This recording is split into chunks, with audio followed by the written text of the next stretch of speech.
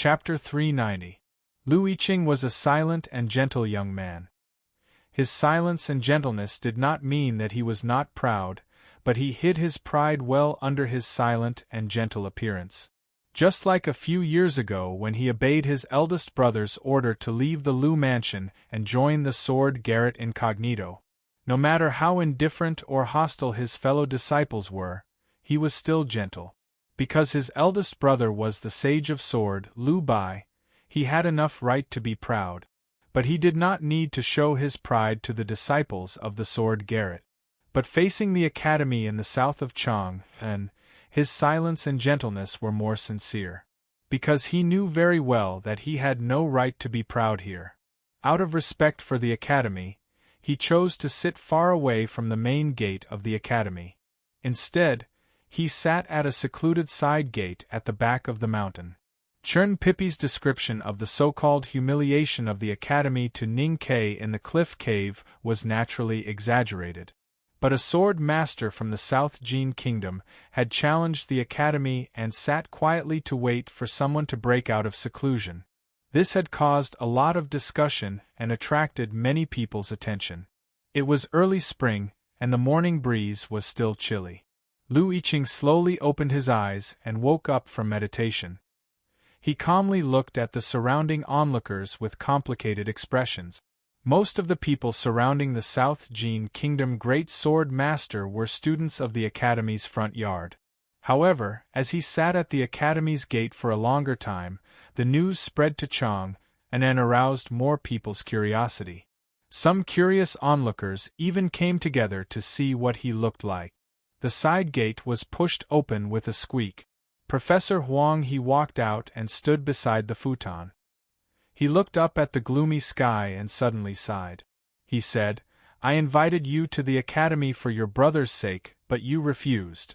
Now you have attracted so many onlookers. Don't you think this is ridiculous and boring? Or did you already decide to use this method to humiliate the academy when you came to Chang'an?" "I dare not." Lu Yiqing stood up from the futon and bowed. He said, "I dare not to be rude to the academy. I only came under orders. If I leave without a fight with Mr. 13, I will not know how to answer my brother when I return to the South Jin Kingdom. Since Mr. 13 is in seclusion, I will wait for him here." Huang He looked at the young sword master from South Jin Kingdom. It was as if he was looking at the arrogant man from many years ago. Although the young man in front of him looked gentle, there seemed to be a stubbornness in him that would not give up until he reached his goal. "If you want to wait, then wait. If you're thirsty, there's water in the yard, but the academy won't provide you with food. If you've finished your rations, go back to Chang'an." Lu Yiqing said, "Don't worry, sir.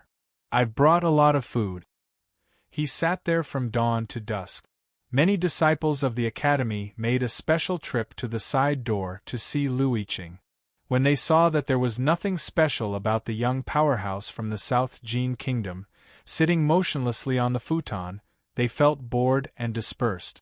As for those nosy people from Chang'an who came to watch the fun, they surrounded Lu Yiqing not far away, pointing at him and whispering.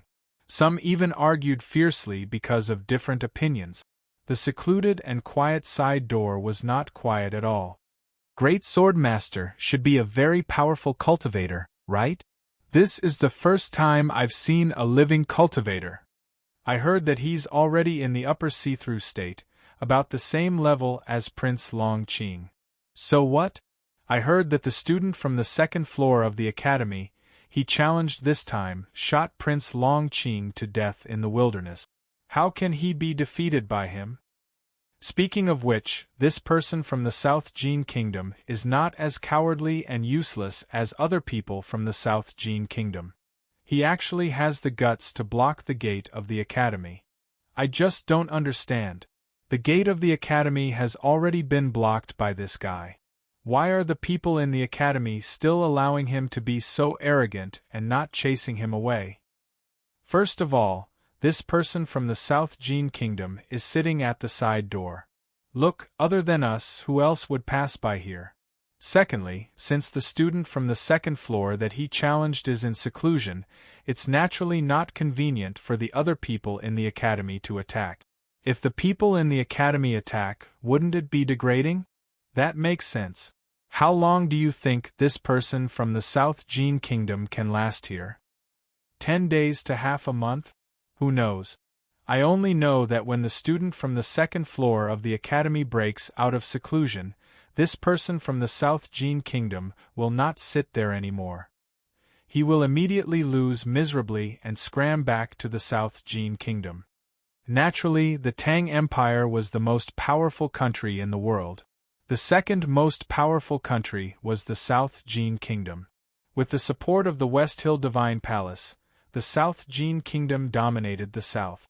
They had always been dissatisfied with the Tang Empire.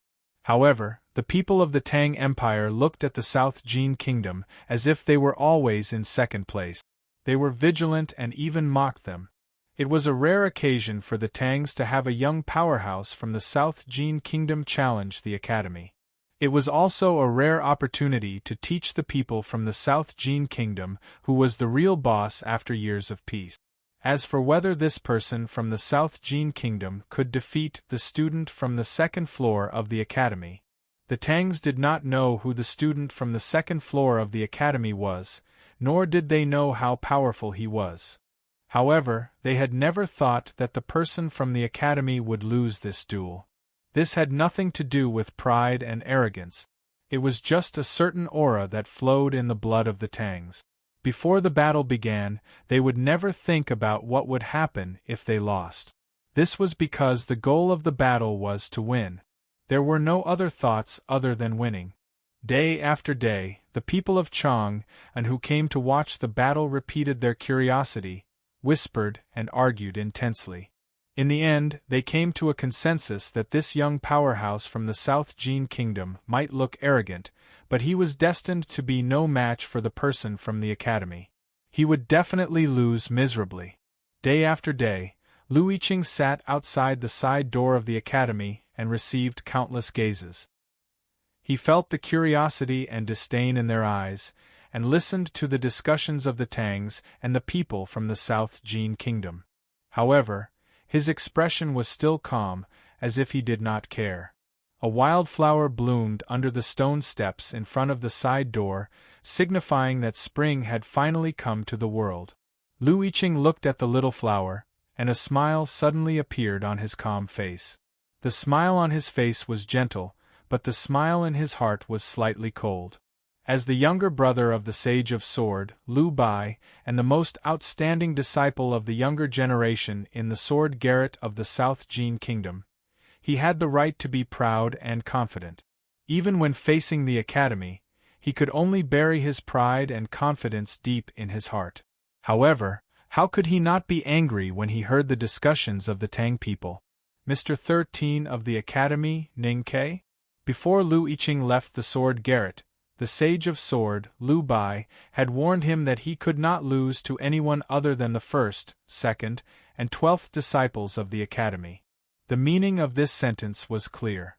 In Lu Bai's eyes, other than Mr. First, Mr. Second of the academy, and Mr. 12th, whose reputation had been circulating in Haotian Taoism for many years, no one else should be a match for Lu Yiqing. Lu Yiqing was very clear about Ning Ke's current state and strength. How could a person who had just entered the see-through state in the wilderness be a match for his sword? Many cultivation sects in the world still thought of Ning Ke at this stage. In the beginning, they did not understand why the headmaster was willing to accept such a wastrel as his disciple. Later, when Ning Ke defeated Prince Long Qing, Monk Guan Hai from the Lank Temple, and Master Dao Shi from the Xiankong Temple, the cultivation world began to think about the real reason why the headmaster accepted Ning Ke as his disciple. However, no one thought that Ning Ke was very strong. Now, the detailed process of the 3 battles that had really established Ning Ke's position in the cultivation world had long become the object of study for the various cultivation sects, including every detail. And the more they studied, the more they felt that Ning Ke had won these 3 battles more because of the peerless weapons provided by the Academy and the unpredictable luck. For example, the strange iron arrows in the wilderness, and the battle between Ning Ke and Master Dao Shi in the Pure Land of Lotus Flowers on the streets of Chang'an. It was obvious that he had received some external help. Many people in the cultivation world suspected that the young fat man standing beside Ning Ke at that time was most likely the legendary Mr. 12th of the Academy, or that Mr. 12th had secretly helped Master Dao Shi, which was why Master Dao Shi was defeated. However, no one had evidence.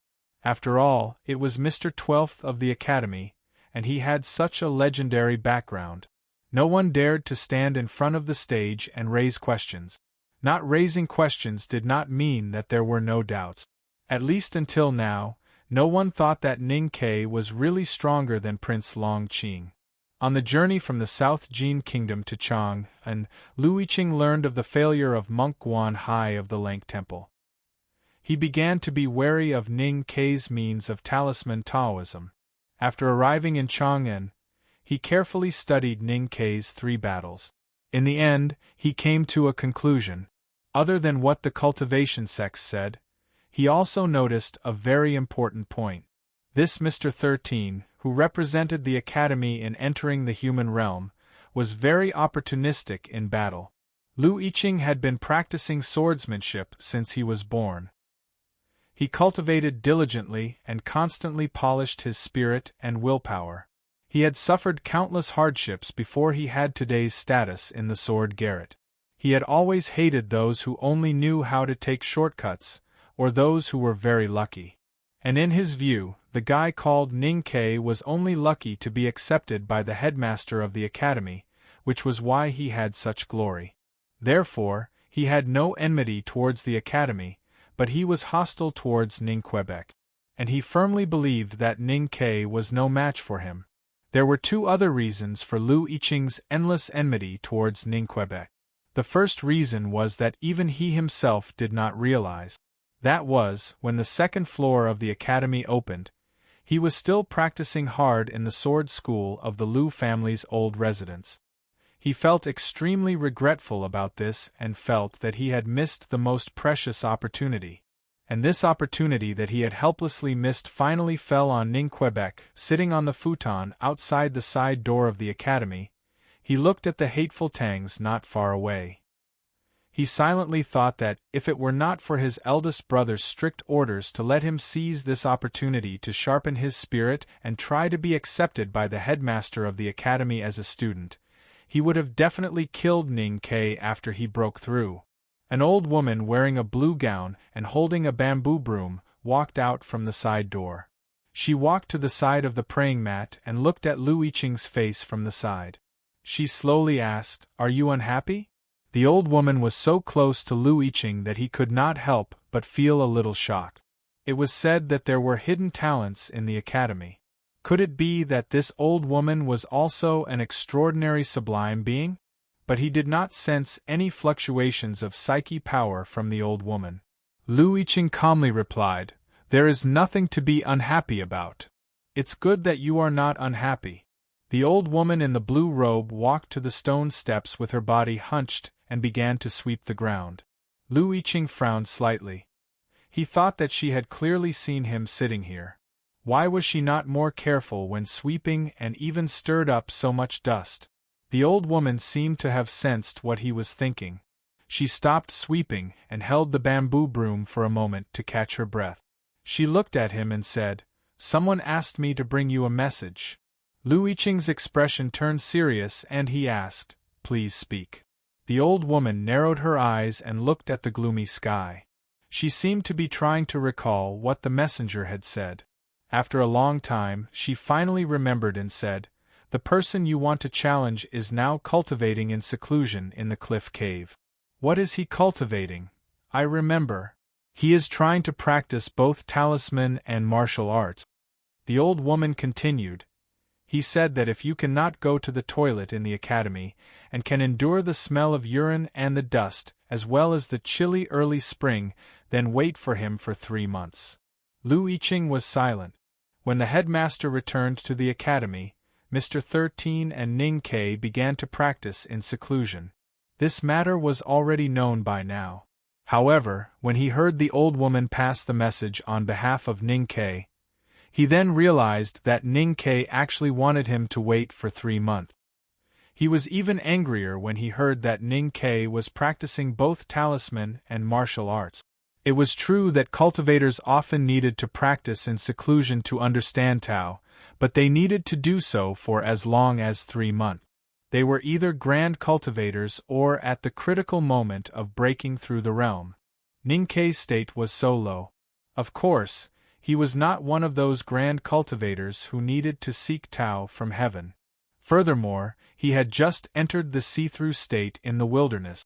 Was he going to enter the knowing destiny state now? In Lu Yiqing's understanding of the cultivation world, such a thing had never happened before. As for practicing both talisman and martial arts, it sounded more like a joke. The more he thought about it, the more he felt that it was all fake. Ning Ke's seclusion was also fake. It was just a shameless excuse to avoid battle. Lu Yiqing revealed a look of disdain and said, "If Ning Ke does not have the confidence to enter the human realm on behalf of the academy, just say it.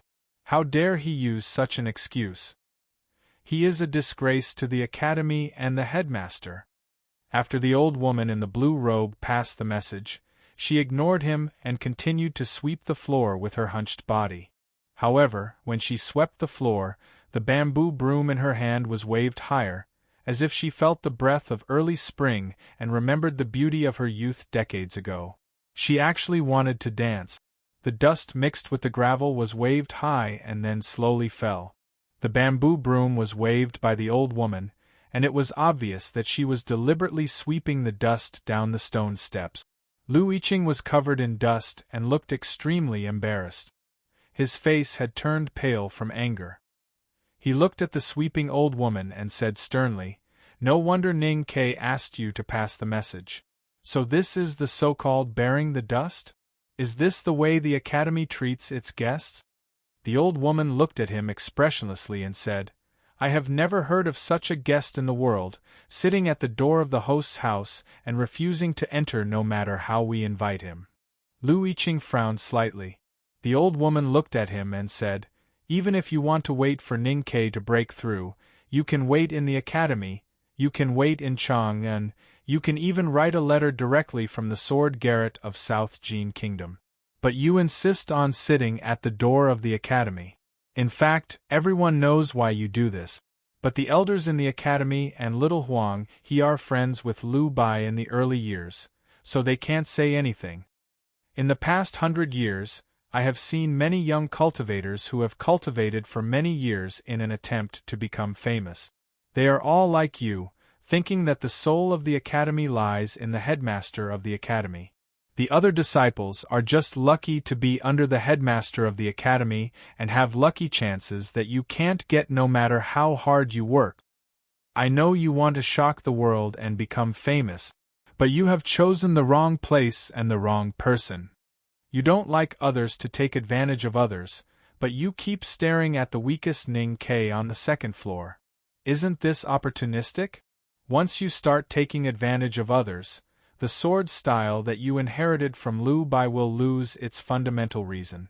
Because your brother Lu Bai has never been a person who takes advantage of others. And because of this, he is the most powerful person in the world." The old woman gently brushed the blue robe on her and said, "If you can't even eat dust, how can you endure suffering and boredom? If you can't even endure suffering and boredom, what right do you have to use the academy as a footnote for your reputation? If you can't even understand such a thing, how can you become famous?" Lu Yiqing listened to the old woman's words and remained silent. His face became paler and cold sweat poured down his back, wetting his clothes and even the futon under him. After a moment, he sat up straight and pressed his hands forward on the ground. He bowed his head and made a disciple's bow. He said sincerely, "Thank you for enlightening me." The old woman walked to his side and swept the dust and rubbish mixed with few fallen leaves into the basket. she said. "You don't have to thank me. I am not here to remind you of anything. It's just that you have been sitting outside the side door of the academy for 7 days, and I have 7 days where I can't sweep the floor. If you really want to wait for that guy for 3 months, I have to come and sweep for 3 months. I hate to see rubbish on the floor the most." The old woman stooped and walked into the side door. Louis Qing looked back at the tightly closed side door of the academy. He felt that the old woman's last words about not wanting to see rubbish on the floor were a mockery of him. But he was not angry. Instead, he was thoughtful. If Ning Ke had been outside the side door of the academy, he would certainly have recognized who the old woman in the blue robe was. The students of the academy often saw an old woman holding a bamboo broom and sweeping every corner of the academy with a stooped body. She had long become a page of the academy's legend. Because the old woman was not the steward responsible for the cleaning work, but the only female honorary professor of the academy. She was a big shot in the academy's mathematics department that no one dared to provoke. When Ning Ke entered the academy, he got the only A+ in mathematics. The question was set by eldest brother. In fact, eldest brother had set a total of 5 questions, and the old woman finally chose the question of cutting peach blossoms. And at this time, when he was pondering in seclusion between the cliffs of the Cliff Mountain, he also thought of this question. The first chapter is here. It's 5,000 words, so it's a bit late. The second chapter will be updated before 11. To be continued. If you like this work, please come to Chidian.com to vote for me. Your support is my biggest motivation. Chapter 391. Ning Ke, who was imprisoned in the cliff cave, had to get rid of the strong inhibition left by the headmaster of the academy if he wanted to break out. He did not expect to defeat the headmaster of the academy, nor was he willing to destroy the Great Spirit in his body. Therefore, he could only choose the second method, to transform the Great Spirit so that it could live in harmony with the Qi of heaven and earth in nature, or even become one and completely erase the difference between the two. According to the book, The Origin of the Breath of Heaven and Earth, the natural Qi of heaven and earth was the same thing as the true Qi and Great Spirit in the body of the Devil's Doctrine cultivators. However, with the passage of time and the difference in substance, they gradually had completely different characteristics. Ning Ke thought that he could go back and use the snow mountain and ocean of Qi, the passageway, and the whirlpool to directly decompose the Great Spirit in his body into the smallest particles and turn it into its original appearance. Then he could use other methods to smear the colors of nature to disguise it as the aura of heaven and earth. However, when he really started to try, he found that he could not even take the first step of this method. After countless painful failures, he finally believed that no one could be the enemy of such a great existence as time. After pondering for several nights, he suddenly realized that the 2 books given to him by the headmaster of the academy were not necessarily for 2 different methods, but should be related to each other. Therefore, he tried to use the no-boundary spirit of the academy to simulate the Great Spirit into the Qi of heaven and earth in nature. Just as Chun Pippi once said, the no-boundary spirit of the academy was the fire, the stove was his body, and the Great Spirit was the food in the pot. What he needed to do was to use the no-boundary spirit of the academy to control the fire, and use his wisdom, experience, and knowledge as the seasoning to fry the Great Spirit in his body into a plate of fragrant Qi of heaven and earth. After some calculation and deduction, Ning Ke felt that this method should be feasible and immediately began to prepare. The target he chose to simulate was the water talisman that he was most familiar with and the first to understand. He used the Fu paper to condense the purest water and carefully observed it for a long time.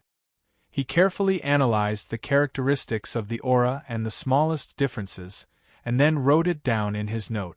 At the same time, he did not forget to cultivate the no-boundary spirit of the academy. When he was sure that he had completely mastered all the characteristics and taste of the chi of heaven and earth condensed by the water talisman and had mastered the essence of the no-boundary spirit of the Academy, he officially began the transformation. As dusk shrouded the mountain, he sat cross-legged on the praying mat and slowly closed his eyes. When Chao Wu entered the cave, he slowly opened his eyes and stood up from the cattail hassock. The psyche power entered his body and flowed slowly. Ning Ke looked at the whirlpool in his abdomen and silently sensed the Great Spirit. When he finally confirmed that the Great Spirit in his body had turned into the chi of heaven and earth with the characteristics of water talismans under the disguise of the no-boundary spirit, he could not help but reveal a look of surprise. After a while, Ning Ke wiped the blood from the corner of his lips and silently looked at the flying dust particles at the entrance of the cliff cave. He recalled the situation when he tried to pass through the entrance but triggered the inhibition and fell into deep thought. Under the disguise of the no-boundary spirit of the Academy, the Great Spirit in his body had changed its appearance and become one of the aura of heaven and earth. Why did it still trigger the inhibition of the cliff cave? How did the simple aura left by the headmaster discover that the Great Spirit flowing in his body was still the Great Spirit and not the chi of heaven and earth in the cool breeze and flowing clouds? The morning light shone through the blue sky on the other side of the precipice. Ning Ke squinted because of the piercing light. Suddenly, he thought of something. There was no completely colorless light in the world, not even a completely monochromatic light. At least it was like that in the world he was in now. Even if it could not be seen with the naked eye, those invisible waves still had their own colors. Just like the seemingly holy Haotian divine light, it was actually composed of many colors of light. Similarly, in nature, there was no completely monochromatic chi of heaven and earth. The chi of heaven and earth in the cool breeze and flowing clouds, green trees and white stones seemed to be different. In fact, since the creation of the world, the chi of heaven and earth had gone through hundreds of millions of years of precipitation and integration. Although they still retained their respective characteristics, they had already taken on other auras. Only the chi of heaven and earth condensed and summoned by talisman paper or tactical arrays was absolutely pure. Ning Ke walked to the cliff cave and took out a piece of talisman paper after a moment of contemplation. He touched it with his psyche power and made it condense into a fireball, which floated out of the cave with the wind. According to his previous thinking, the weak fireball contained the chi of heaven and earth. Then it should not be discovered by the aura of the headmaster, and he could easily enter and exit the cave. There was a light sizzling sound. The weak fireball floated to the entrance of the cliff cave and suddenly died out. The inhibition at the cliff cave suddenly appeared and then disappeared. Ning Ke looked at it silently and his face turned a little pale. It turned out that the inhibition left by the headmaster not only did not allow the Great Spirit to pass through, but also any unnatural aura of heaven and earth. In other words, as long as it was a cultivator, even if the psyche power in his sense of perception could only cause a very small fluctuation of the chi of heaven and earth, it would not be able to pass through the cliff cave. Ning Ke thought of the situation of his senior brothers and sisters who came to visit him a few days ago. He noticed that none of them entered the cliff cave or even stretched out their hands towards the line. Only then did he realize that his senior brothers and sisters had probably already known about the incredible nature of the inhibition. He suddenly thought of something and called Sang Sang into the cave. He stared at the little handmaiden who could enter and leave freely and felt that his thoughts were even more confused. If the headmaster's inhibition was targeted at the unnatural psyche power, talisman power, and the Devil's Doctrine cultivator's genuine chi, then Sang Sang should have left some Taoist aura in her body when she cultivated with the divine priest of light. Why did the inhibition have no effect on her? Ning Ke stopped thinking about it and continued to study how to break through the restriction. After confirming the true meaning of the inhibition in the cliff cave, He realized that if he wanted to simulate the Great Spirit in his body into the chi of heaven and earth in the natural world, then he could not simulate just one of them. He needed to simulate countless kinds of chi of heaven and earth, regardless of the quantity, but all of them must be present. The problem was that there were countless kinds of chi of heaven and earth in the natural world. Even if he had the no-boundary spirit of the Academy and could observe the characteristics of various kinds of chi with talismans, how could he simulate all of them with the Great Spirit? The Great Spirit in his body was like a basket of vegetables. No matter how many seasonings were put in, no matter how precise the fire was, could he stir-fry this basket of vegetables into more than 300 dishes? And there was a more critical problem. If I give you a handful of vegetables, can you cook a bowl of roasted pork? Ning Ke looked at Sang Sang and asked. Sang Sang thought for a while and said, Of course not. But yesterday Mr. First brought a few pounds of fresh pork. If you want to eat roasted pork, I can cook it for you later. Ning Ke did not have too much time to be depressed. He immediately threw himself into studying and solving the problem.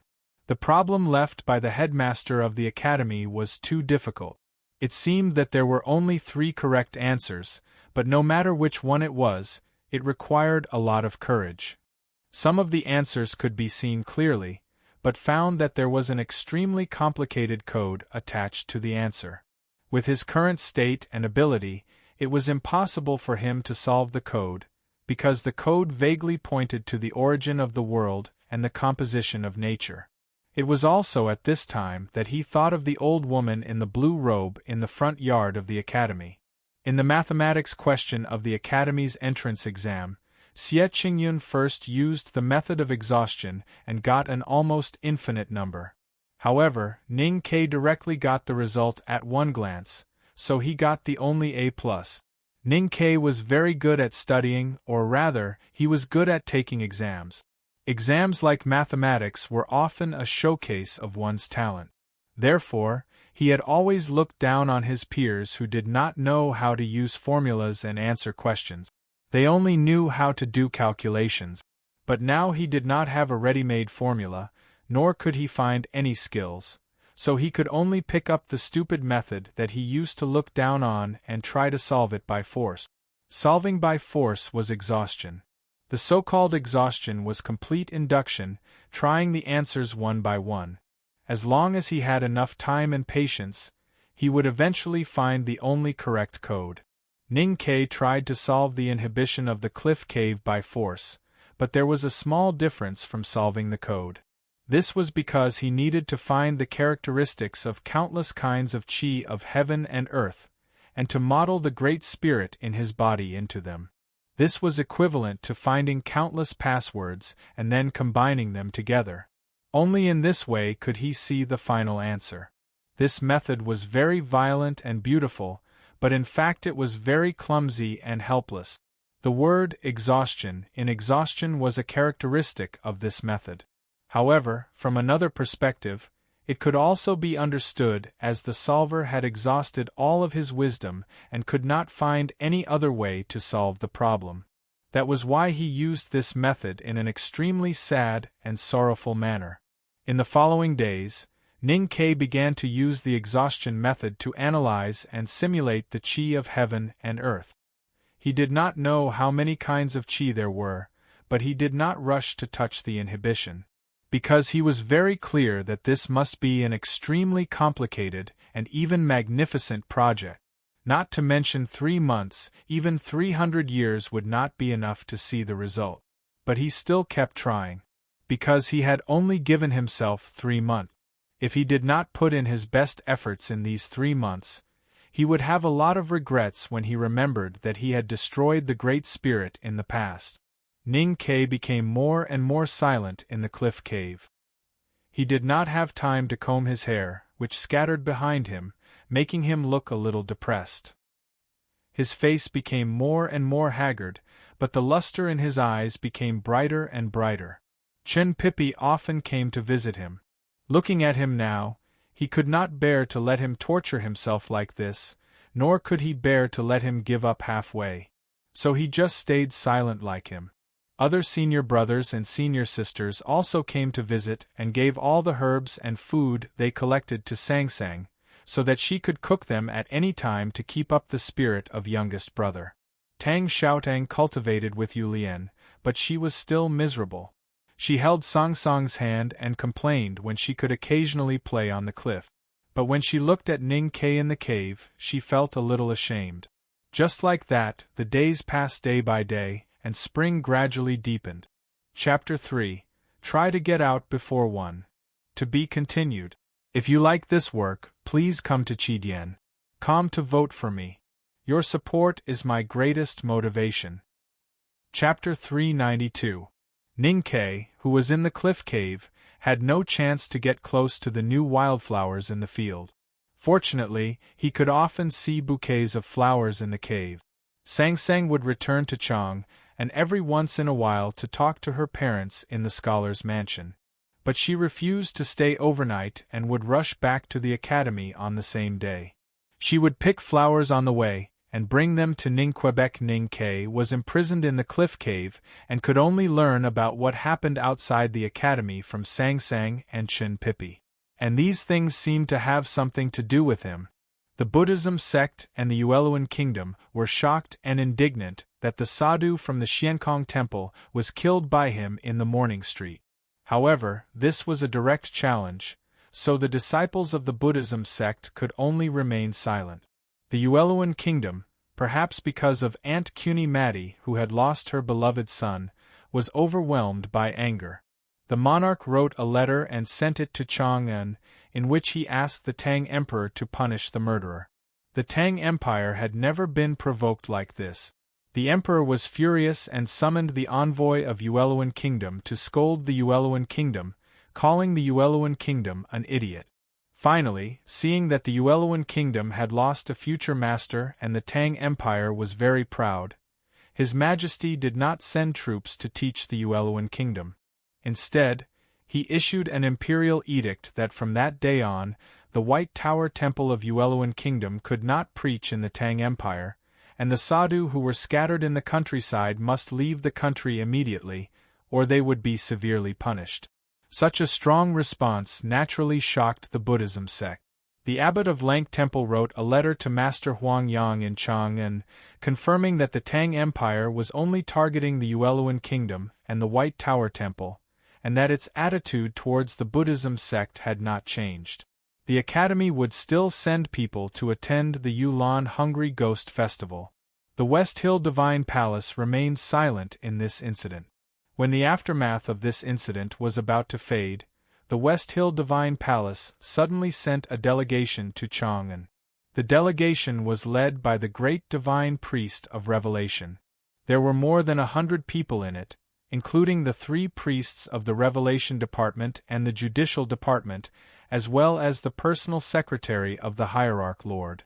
Compared to the delegation that sent Prince Long Qing to the Tang Empire 2 years ago, this delegation was much larger in both scale and rank. The Great Divine Priest of Revelation was one of the 3 great divine priests of the West Hill Divine Palace. In the world illuminated by Haotian's divine light, especially in countries other than the Tang Empire, his status was even higher than that of a king.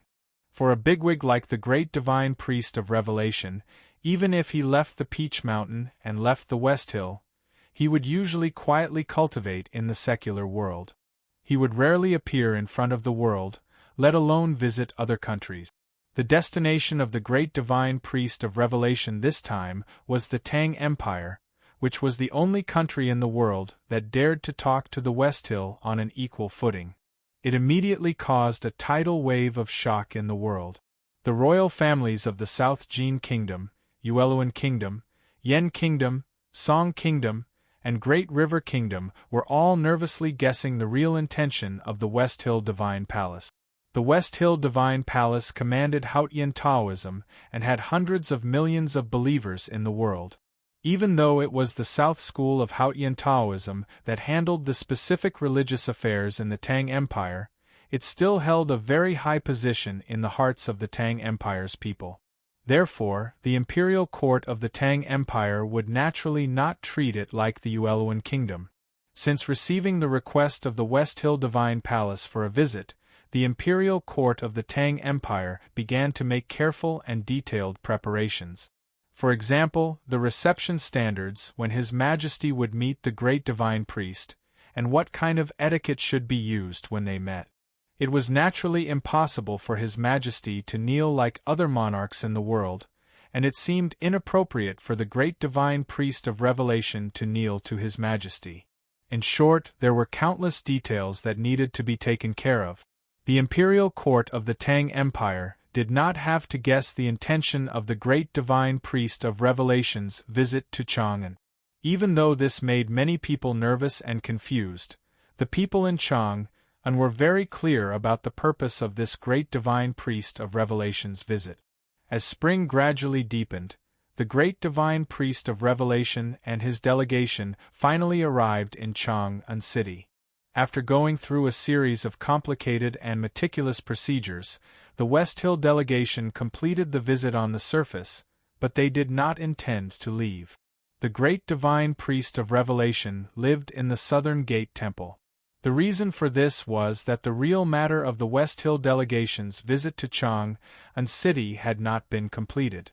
To be more precise, the person that the great divine priest of revelation was looking for had not been found yet.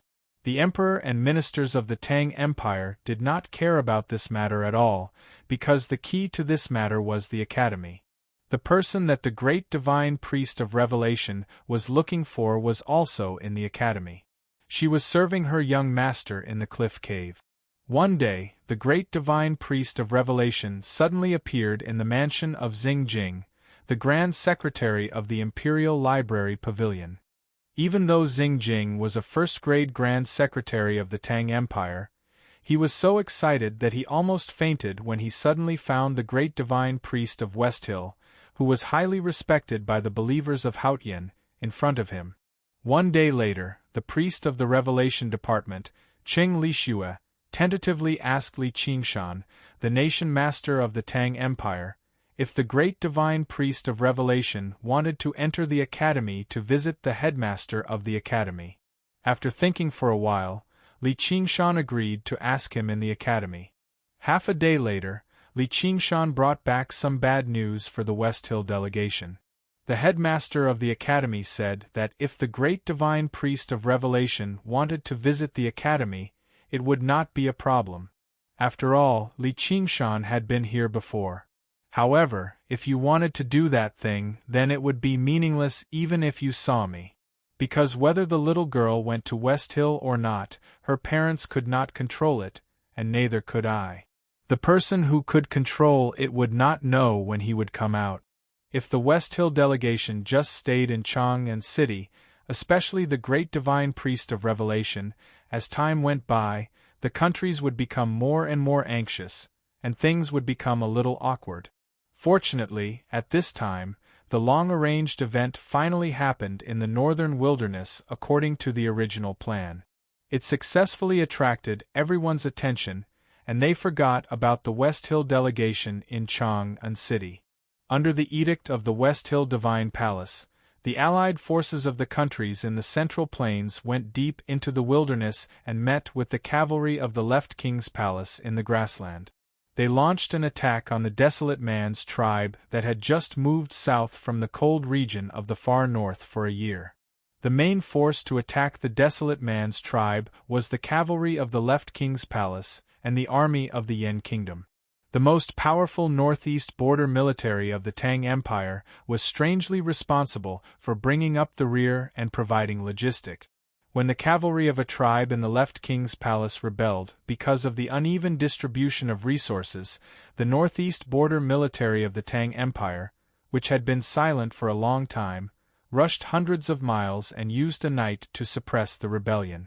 Then, all the men of the rebellious tribe lost their heads. The battle with the Desolate Man was very bloody and tragic. However, when people saw the battle report, they found that the most bloody and tragic scene still happened in the hands of General Xiahou. This great General Xiahou, who was known for his ruthlessness and strength, continued to seize military exploits one after another, winning wave after wave of praise from the great Tang court. According to the judgment of many people in the court, when great General Xiahou retired after autumn as promised, he would definitely receive the highest honor. Lu Yiqing had been sitting on the futon outside the side door of the academy for more than 2 months. He was covered in dust and looked haggard, but his eyes were extremely bright. After talking to the old woman in the blue robe of the academy, he sat on the futon and meditated for 3 days and 3 nights. He did not drink or eat, but he did not choose to leave. Instead, he became more and more silent. It was also when he opened his eyes again that his eyes became brighter, like a sharp sword that had been washed by spring water, rippling with a sense of clarity. Even when he was meditating, his state actually increased. Many people in the cultivation world were watching the side door of the academy. Many people already knew that Ning Kei's retreat was to cultivate talisman and martial arts at the same time. No one had heard of what it meant to cultivate talisman and martial arts at the same time, and few people believed that anyone could do it. They could easily tell that Ning Kei finally realized that his state was too weak after a series of victories, so he chose to cultivate in seclusion. In the West Hill Divine Kingdom, because the great divine priest of revelation had left with the diplomatic corps, and because of the rebellion of the divine priest of light, which had been buried in the darkest depths of the scriptures, Peach Mountain seemed a little lonely. And the Jishou Abbey, which was far away in the deep mountains, was already used to this kind of loneliness. Therefore, when a soft sounded in the hut where the 7 tomes of arcane was enshrined, the sound was so clear. The Sun hand scroll, in the middle of a piece of paper, still had the lonely name of the Tao addict, Yi Hong Yu. But a name in the inconspicuous corner had disappeared without a trace. A middle-aged Taoist priest stood in front of the Sun hand scroll with a somewhat complicated expression. Haotian's divine light shone on the world, and the Sun hand scroll recorded the names and states of all the cultivators in the world. When a cultivator's name completely disappeared, there were only 3 possibilities. That cultivator had already crossed the iron threshold and broken through the 5 states. Or that cultivator had died and everything was for naught. Or, someone had used an inhibition to block the way of heaven from looking down. But who could have such an incredible ability? Of course it was the headmaster. The middle-aged Taoist priest sighed with emotion and remained silent. For example, they wanted to see who was more powerful between the students of the 2nd floor of the academy and the brother of the Sage of Sword. Or they wanted to see Mr. 13 of the academy beaten like a dog.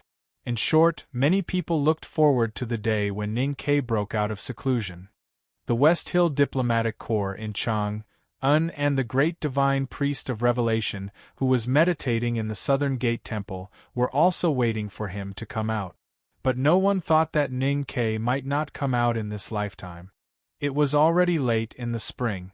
The wisteria in the roofed corridor on the cliff plateau was lush and green, blocking all the sunlight, making the entrance of the cave extremely quiet. Light purple flowers were in full bloom between the branches, extremely beautiful. Ning Kei walked to the entrance of the cliff cave and casually tied up his loose hair. He leaned against the stone wall and looked at the greenery in front of him and the green fields beyond the clouds in the distance. He said, "Only a destitute and desperate person with no passion for life can torture himself like this. So this is what it means to exhaust oneself." Sang Sang walked to him and looked at the hanging purple flowers in the roofed corridor. She thought that her daily care had finally paid off. She said happily, "I heard that the fruits will be more beautiful in autumn. Those fruits are long, like beans, and the stew is delicious." Ning Kei said, "Autumn? Then we definitely won't be able to see it." Sang Sang suddenly froze and asked in surprise, "Young master, can you go out now?" Ning Kei said with a smile, "The meat has been stewed. The only thing left is to add the beans and stew it. It's almost ready. Today's 3 chapters have cost me 11,000 yuan. But I have to continue writing. There must be more, but it will definitely be early in the morning. Don't wait for me. Go to sleep. To be continued. If you like this work, please come to Chidien.com to vote for me. Your support is my greatest motivation. Chapter 393. Today, the main dish of lunch in the cliff cave was braised pork. Ning Ke squatted at the entrance of the cave, holding a bowl of rice and chewing the greasy fat in his mouth. He looked at the clear view of the precipice and asked vaguely, Chen Pippi used to come and snatch food whenever he smelled the fragrance of the meat. But recently, he came less often than before. Even if he came, he would leave in a hurry after a short while. What on earth is he busy with? Sang Sang pushed aside the braised pork in the pot with a spatula, leaving only the gravy soaking in the white rice. She took the bowl and squatted down beside him. After thinking for a while, she said, I don't know either. But the day before yesterday, Tang Xiaotang mentioned that he often helped her solve her problems in cultivation recently. Ning Ke was startled and remembered the conversation about the beast 2 months ago. He sneered and said, Solve her cultivation problems? My teacher asked him to help me, not to help that little girl. Taoism and the devil's doctrine are always the same. Let me ask you, who was the beast in the back of the mountain today? Sang Sang didn't understand what he was talking about. Ning Ke suddenly looked at her and asked, I heard that the great divine priest of revelation has been to the Grand Secretary's mansion? Sang Sang nodded and continued eating. Ning Ke asked again, So you didn't go back to the Grand Secretary's mansion this time? Sang Sang lowered her head and hummed. Ning Ke looked at her slightly black forehead and asked in a low voice, What do you think about this? Look at the Divine Hall's behavior. They really take you, the successor of the Divine Priest of Light, seriously. I have never heard of any successor of the Divine Priest being so valued by the Divine Hall. They even sent a great Divine Priest to pick you up. Sang Sang said, Young Master, what do you think about this? Ning Ke said after a moment of silence, Although I don't like the West Hill Divine Palace and have never imagined that you would really become the great Divine Priest of Light, I still think it is ridiculous. But if there is such a chance, I have to admit that it is very glorious and powerful. It will be a pity to miss it. Sang Sang suddenly put down the rice bowl in her hand and looked at him seriously and said, Now it seems that we should think more about how to break through than these small things. The stupid bird finally flew into the forest first, and the stupid man finally got his reward. After racking his brains for dozens of days, Ning Ke once again showed incredible perseverance and patience in the face of a desperate situation. Just like when he walked out of Min Mountain, climbed the old library, and comprehended talismans in the storm, he completed the seemingly impossible task and successfully mastered all the essential characteristics of the aura of heaven and earth. This also meant that he could finally change the Great Spirit in his body into the natural chi of heaven and earth, so that when he walked out of the cliff cave, he would not trigger the inhibition set by the headmaster. He was confident that he could do it. It was also because of this confirmation that when he failed again and was shaken back into the cliff cave by the restriction, his face became extremely pale, and a rare emotion similar to despair appeared on his face. His judgment was right. The aura left by the headmaster at the entrance of the cliff cave did not react to the Great Spirit in his body. However, to his surprise, when his right foot was about to step over the line, his body suddenly hit an invisible but indestructible wall. Why was that? In the depths of the cliff cave, Ning Ke hugged his head and curled up between his knees. It took him a long time to suppress the despair and thoughts of abandoning himself in his heart, and he began to think seriously again. Suddenly, he understood, but he was really in despair. The aura left by the headmaster at the entrance of the cliff cave would trigger the inhibition once it sensed the Great Spirit or the unnatural chi of heaven and earth. It would simply summon the endless chi of heaven and earth between the cliffs, and then condense into a violent sea, swallowing anyone who tried to break through.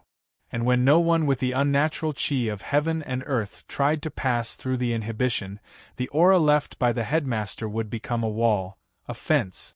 Compared to the violent sea of chi of heaven and earth, the aura did not seem that scary, but it was, after all, the aura left by the headmaster.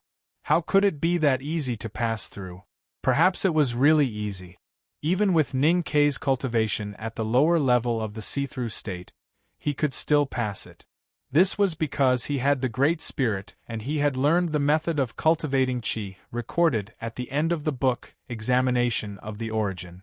As long as he could cultivate the Great Spirit in his body to a majestic level, or even a little more vigorous, he could probably break through the wall left by the headmaster. In other words, he was just short of one breath, the Great Spirit.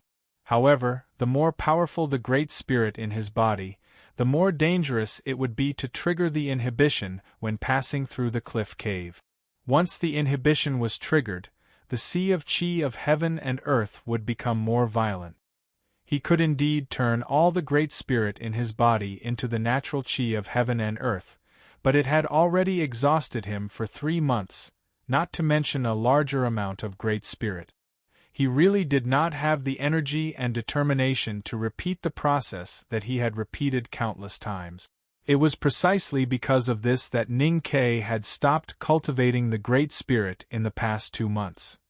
And he vaguely understood that if he really continued cultivating the Great Spirit, he would not only be tortured like now, but he might even end up like his youngest uncle. This possibility made him vigilant and even afraid. This was a contradiction. This was the last question that the headmaster had given him. To see the light in a hopeless situation, but there was a great risk hidden in the light. At such a time, what would you choose? Would you continue to wait in silence, waiting for the sky to become brighter, or the sky to never brighten again? Or would you gamble with your life, bravely or crazily take another step towards the sky? Sitting on the cliff cave floor, Ning Kei painfully thought for a long time, but he did not come up with an answer. Instead, his mood became more and more depressed, and he muttered to himself, "Is there no end?" He did not know who he was asking this question to, the headmaster or God. His voice was a little louder, but it was still the same 4 words, "Is there no end?" He suddenly stood up, grabbed the bamboo chair beside him, and forcefully threw it against the cliff cave wall. With a crisp sound, the bamboo chair broke into pieces and became a pile of rubbish. He had been imprisoned in the cliff cave for 3 whole months, seeing hope, then disappointment, and then despair. He kept repeating this process, which was boring and tiresome. At this moment, he finally broke down. "Is there no end?" Ning Kei shouted angrily, grabbed everything he could grab, and forcefully threw them against the cliff wall: bamboo chair, soup urn, water basin, brush, ink, paper, inkstone, and even the 2 books. It seemed that this was the only way he could vent the extremely depressed and unresigned sullenness in his heart. Everything in the cliff cave was smashed by him. A bunch of wildflowers that Sang Sang had picked from the waterfall on the other side of the mountain yesterday was scattered on the ground by him. He fell down among the flowers, looking lonely with his head down, looking extremely pitiful, like a lost child who could never find his way home. Suddenly, he remembered his first encounter with the headmaster of the academy. It was on the balcony of the building of pines and cranes, and it ended with an unreasonable blow from the headmaster of the academy with a short stick. Ning Kei still did not understand why a bigwig like the headmaster of the academy would lose his composure like a street vendor, stamping with rage and hitting his own student with a stick. At this time, he finally understood how the headmaster of the academy felt at that time. It was also that blow from the headmaster of the academy that reminded him of the real principles of the academy. The academy taught its students that if they were sure that their actions were correct after careful consideration, then they should not be afraid or evasive when encountering difficulties. Instead, they should move forward bravely and use all means to uphold their own principles. This was the principle of the academy. In other words, when the enemy was too powerful to be reasoned with, Then there was no need to reason with it. Ning Ke raised his head and looked at the exit of the cliff. At this moment, he did not think of any predecessor, because the only predecessor on this path was youngest uncle, and youngest uncle had finally walked down the path of destruction. He thought of the powerhouses of Haotian Taoism, starting from the Tao addict Yi Hongyu, to the great divine priest on the Peach Mountain, from the world wayfarer Yi Su who carried a wooden sword on his back, to the legendary Abbey Dean of the Jisho Abbey who wore a fluttering indigo robe, until finally his eyes fell on the clear blue sky outside the cliff. I will continue to cultivate the Great Spirit, and I will try again. I don't care if I will trigger the inhibition set by you, teacher, and I don't care what I might encounter in the future. He murmured, because I don't want to stay here anymore. I want to go out. Fuck you. Sang Sang was washing dishes in the hut when she heard the sound of things falling in the cliff cave. She quickly wiped her hands and was about to go and have a look when she heard these words again. She could not help but feel slightly surprised. She thought to herself, "You are locked in the cave for seclusion. How did that Aunt Dada of the Buddhism sect in the Ueluan kingdom offend you?" She walked to the entrance of the cliff cave and was about to go in when she saw the mess inside. Ning Ke was sitting on the ground with his legs crossed, looking peaceful, like a statue sitting on the ancient ruins. In the past 2 months, Ning Ke had been trying to transform the Great Spirit, but he had never cultivated it. The vortex deep in his lower abdomen was as calm as a small pond. At this moment, the Great Spirit seemed to have clearly sensed his determination and slowly flowed. Perhaps because he had been lonely for too long, when the Great Spirit flowed, it completely ignored Ning Ke's psyche power and suddenly began to speed up, faster and faster.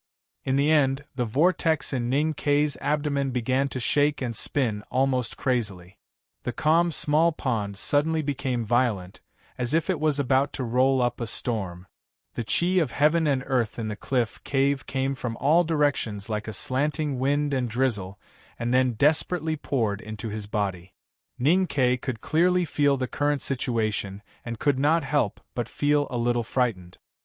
He thought that if he allowed so much chi of heaven and earth to pour into his body, he would very likely explode and die, just like those who were selected as disciples by the devil's doctrine and died tragically at the first stage. For a moment, he wanted to stop the violent vortex in his abdomen. But he did not know whether it was because he could not stop, or because he was so eager to regain his freedom that he wanted to risk his life to bear the consequences of this sudden situation. Anyway, he did not sit down. Feeling the chi of heaven and earth continuously pouring into his body, Ning Ke's face turned slightly pale and his body trembled slightly. But he still sat firmly on the ground with his legs crossed, and did not move at all. The breeze between the cliffs seemed to have sensed the abnormality in the cliff cave and swept over with a whistling sound. It turned into a gale with wind and gravel, passing through the cliffside huts and roofed corridors and directly pouring into the cave. Sang Sang held the stone wall at the entrance of the cave and struggled to stabilize her body. She looked inside worriedly and wanted to shout loudly to wake Ning Ke up. But in such a strong mountain wind, she could not open her mouth at all. Ning Ke closed his eyes and sat quietly in the cave. His mind was completely focused on the soaring Great Spirit in his body, and he did not know what was happening outside at all. His clothes fluttered like a battle flag in the wilderness. The mountain wind whistled in the cliff cave, and the pieces of the bamboo chair, brush and inkstone that he had smashed earlier directly floated up and circled around his body in the air. Occasionally, they would hit the wall of the cave and become even finer pieces. The stone wall of the cliff cave looked extremely hard, but under the intensive impact like a storm, the outermost layer of the stone wall gradually cracked, and many stone chips rustled and fell. On one of the stone walls 4 vague words appeared. The chi of heaven and earth between the cliffs entered the cliff cave with the wind, and kept pouring into Ning Ke's body. In an instant, it filled all the acupoints in his snow mountain and ocean of chi. Then it poured into his body, and kept filling and occupying, unwilling to give up any place, even the smallest acupoint. Ning Ke felt that his body was swelling, as if he had become a bag full of wine. He even felt that his hair and eyelashes were filled with the qi of heaven and earth. The whirlpool in his abdomen became bigger and bigger, and the speed of the edge naturally became faster and faster. He even faintly felt the pain of his internal organs being cut open. He knew that if he allowed this situation to continue, he would explode and die from the continuous influx of the qi of heaven and earth. But he still did not stop, and just silently muttered the 4 words, waiting for the arrival of the last moment. Just when the qi of heaven and earth completely filled every part of his body and began to invade his real body, in a very short moment, Ning Ke used his strong willpower to resist the nausea caused by the shaking of his sense of perception and the extremely terrible pain, and let his psyche power fall on the whirlpool in his body. For many years, he had been constantly meditating because he wanted to cultivate. Whether he could cultivate or not, he meditated to cultivate psyche power. He meditated when he was sleeping, when he was in a daze, when he was writing, when he was brewing medicine for sangsang. He meditated all the time.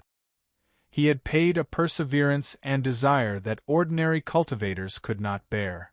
So after he could cultivate, he had an abundant psyche power that ordinary cultivators could not imagine. So when the qi of heaven and earth had poured into his sense of perception, squeezing out the last bit of space and dispersing almost all of his psyche power, he could still maintain the last bit of clarity and psyche power. When the psyche power fell, a light suddenly flashed in Ning Ke's already muddled sense of perception. The light was like lightning, and it woke him up instantly. He thought of the simple aura left by the headmaster at the cliff cave. That simple aura could summon all the qi of heaven and earth between the cliffs, and then compress and condense it into a square rain sea, isolating the cliff cave from the outside world. Since the qi of heaven and earth could be compressed, then the qi of heaven and earth in his body could also be compressed. The 3 months that he was imprisoned in the cliff cave turned into countless images that quickly flashed in front of his eyes. The inhibition at the entrance of the cliff cave, the violent sea of qi of heaven and earth, the forbidden book called Origin of Qi of Heaven and Earth, the last qi cultivation skill in the forbidden book, the nameless book recorded the Academy's no-boundary spirit, and countless kinds of qi of heaven and earth. These fragments of information kept colliding and combining, deconstructing and reconstructing. Turned out that to be free, one needed freedom. Ning Ke no longer worried about whether his body would explode, nor did he care about the dizziness and pain. He just calmly looked at the whirlpool in his body, letting it freely spin and expand at a high speed. The most critical moment came. The majestic qi of heaven and earth occupied Ning Ke's body. At this moment, a wonderful scene happened. The rapidly expanding Great Spirit whirlpool that was about to break through space seemed to have become a little thin because of the extreme expansion. Although it would soon be filled by new qi of heaven and earth, at that moment, the number of the whirlpool itself seemed to be unable to resist the gravity of the center of the whirlpool, and there was a slight tremble. Then the whirlpool began to shrink. Although the speed of the whirlpool's contraction was very slow at the beginning, it accelerated very quickly. In a split second, it had actually shrunk to only half of its original size. This was no longer a contraction, but a collapse. Before Ning Ke had time to react, the majestic Great Spirit whirlpool had completely collapsed into the center of the whirlpool, turning into a small black dot. The Great Spirit in his body flowed back with the collapse of the whirlpool, leaving every bone, every nail, every strand of hair, and every eyelash, all pouring into that small dot. There was only silence in the empty space. There was no sound, no movement. There was only a drop of water-like liquid, suspended in the center of the space. The drop of liquid had no color, crystal clear, and was as pure as water. Ning Ke looked at the drop of water, and his mind moved slightly. The transparent drop of water suddenly began to shine with golden light. It was extremely beautiful. Every ray of light contained the Great Spirit. Wisps of them flowed through his body like a spring breeze and drizzle, moisturizing every part of the dry land. The cliff cave returned to peace. There was no more storm of chi of heaven and earth. The mountain wind that swept from between the cliffs gradually stopped. The pieces of the bamboo chair, brush, and inkstone fell on the ground. Only the bunch of wild flowers that Sang Sang had picked was torn into pieces by the wind, and now the petals were relatively light. They slowly danced with the breeze around Ning Ke, like countless butterflies. Ning Ke slowly opened his eyes. The petals fell on his body. The cliff cave was full of wreckage. Ning Ke picked off the petals on his body and walked to the cave wall that had a crumbling outer wall. There were 4 words on the stone wall, drawn like a sword, full of unyielding pride. It must have been written by youngest uncle when he was imprisoned in the cliff cave, but somehow it was covered by the stone wall. Ning Ke had also said these 4 words before he decided to take this gamble. At this time, looking at the 4 words left by youngest uncle on the cave wall, Ning Ke finally understood what the key to breaking the inhibition of the cliff cave was when he recalled his emotions when he said these 4 words. The breath that he had been lacking was not the chi of heaven and earth, nor the Great Spirit, but the breath of unwillingness towards the heaven because of his yearning for freedom. Looking at the 4 words on the stone wall, he seemed to see the angry and unwilling youngest uncle, and could not help but laugh happily. He walked out of the cliff cave and gently hugged Sang Sang. Then he walked to the edge of the cliff, looking at the cliffs, the flowing clouds, the bottomless abyss, and the blue sky in front of him. He put his hands behind his waist and shouted, "Fuck you! I am already in a state of idiocy to write a chapter on canvassing votes at this time. If you like this work, please come to Chidien.com to vote for me. Your support is my biggest motivation." Chapter 394. In front of the precipice was the sky, but there was still no echo.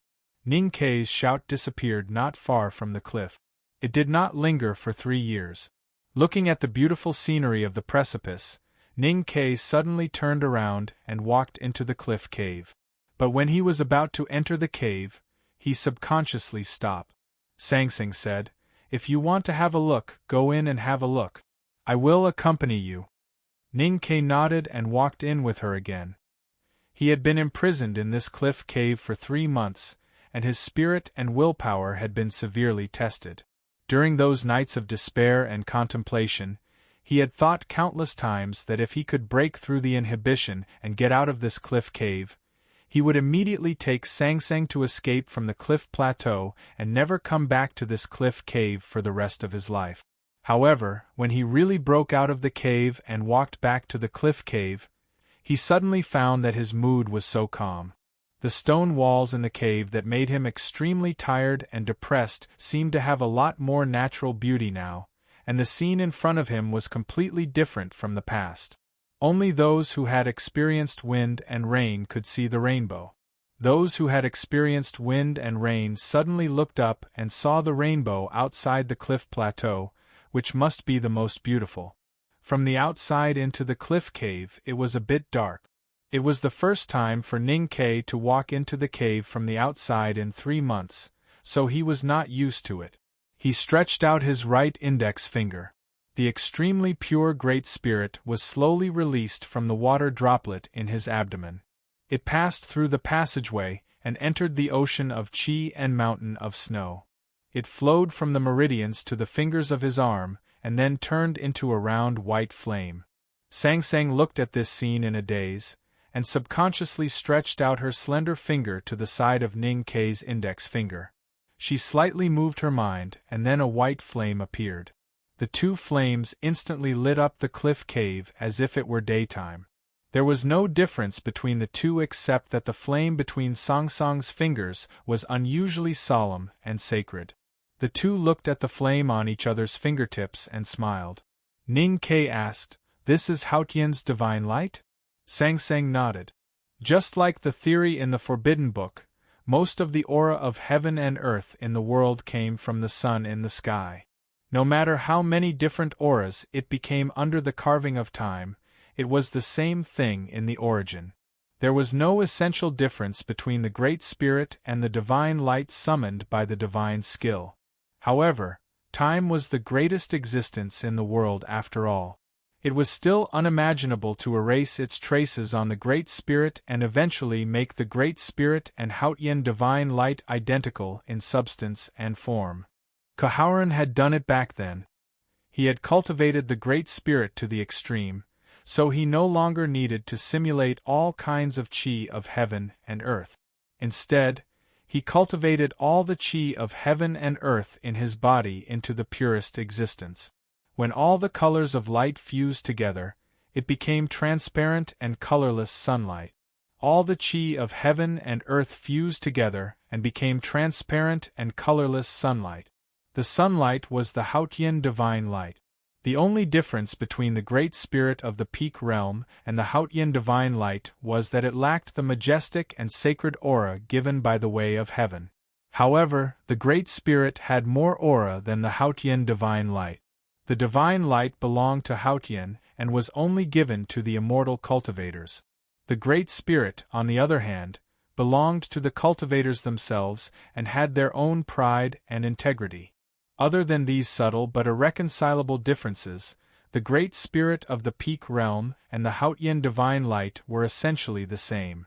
The Haotian divine light could transform into countless kinds of qi of heaven and earth.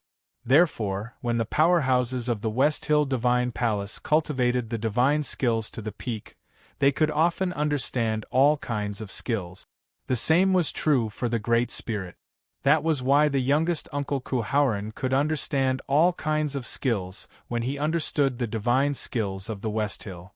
He did not even need to learn. He only needed to take a look and he could understand the mystery of the West Hill divine skills. He carved thousands of sword marks on the stone walls of the Devil's Doctrine and built a confinement array with the Great Spirit in the sword marks. Ning Ke looked at the round ball of light on his finger and understood everything. Of course, he had not cultivated the Great Spirit to the terrifying state that the youngest uncle had in the past. However, he had understood this principle and could do some of it. After 3 months of isolation in the cliff cave, he finally found the answer in order to solve the problem left by the headmaster of the academy. In the process, he also gained a lot of benefit. In addition to the changes in the Great Spirit, the most important thing was that he seemed to see some of the most basic structures of the Haotian world. He even vaguely saw the nirvana that he had never dreamed of. These were all extremely precious treasures, and these treasures would continue to support and help him in his long cultivation career in the future, so that he could go further. Because he was clear about this, Ning Ke had a deeper understanding of the words that the second brother had told him twice about the connection between fate and perseverance. At this moment, Ning Ke seemed to be proud, but he did not look proud at all. He walked to the peeling stone wall and knelt on the ground to make a disciple's bow, just like how he did in the bottom of the Daming Lake and when he saw the youngest uncle's handwriting at the front gate of the Devil's Doctrine. It took the youngest uncle 3 years to leave the cliff cave, but it only took him 3 months. However, he was very clear that it was not because his talent and wisdom was far better than the youngest uncle's, but because the youngest uncle used his peerless talent and wisdom to figure out this principle, and then the headmaster of the academy left his experience to him. A person who stood on the shoulders of a giant could never really be taller than the giant. He who inherited the youngest uncle's legacy was just a student. When he could have his own understanding of the world beyond the wisdom and experience of his teachers and build a new system, then he could become a real giant. Only then could he return to the cliff cave and proudly tell the youngest uncle that he was no longer a student. After the bow, Ning Ke stood up and walked out of the cliff cave to the cliff. Thinking of his teacher and students, he naturally thought of the headmaster of the academy. At this moment, he thought back to his 3 months of imprisonment. Of course, he understood the headmaster of the academy's good intentions. The 2 books that the headmaster of the academy gave him not only hid the essence of the youngest uncle's wisdom, but also taught him 2 ways to break out of the cave, and also taught him 2 things: patience and courage. The eldest brother walked to the cliff platform and looked at Ning Ke standing on the edge of the cliff. He smiled gently and said slowly, "So this is why the headmaster asked me to come and have a look." Ning Ke bowed respectfully and said, "Eldest brother, you have worked hard these days." The eldest brother took out the old book from his waist and handed it to Ning Quebec. Ning Ke was stunned, and then suddenly understood. Looking at the old book in front of him, he said unbelievably, "This is the 3rd book that the headmaster wants me to read?" The eldest brother said, "Yes." Ning Ke was so shocked that he couldn't say anything. He didn't expect that the 3rd book that the headmaster taught him could only be read after he broke out of the cave. What really shocked him was that the 3rd book turned out to be the Tomes of Arcane. "My parents' flight was delayed, so I was a little unsure about the schedule. I happened to have a very small but very important description that I didn't find a good method and words, so I wrote it very slowly. I will update 1 chapter first and then continue writing. The 2nd chapter will be updated very late at night, but I will try to write more. It will definitely be updated today. I advise you not to stay up late like me and read it tomorrow. I have no choice." To be continued.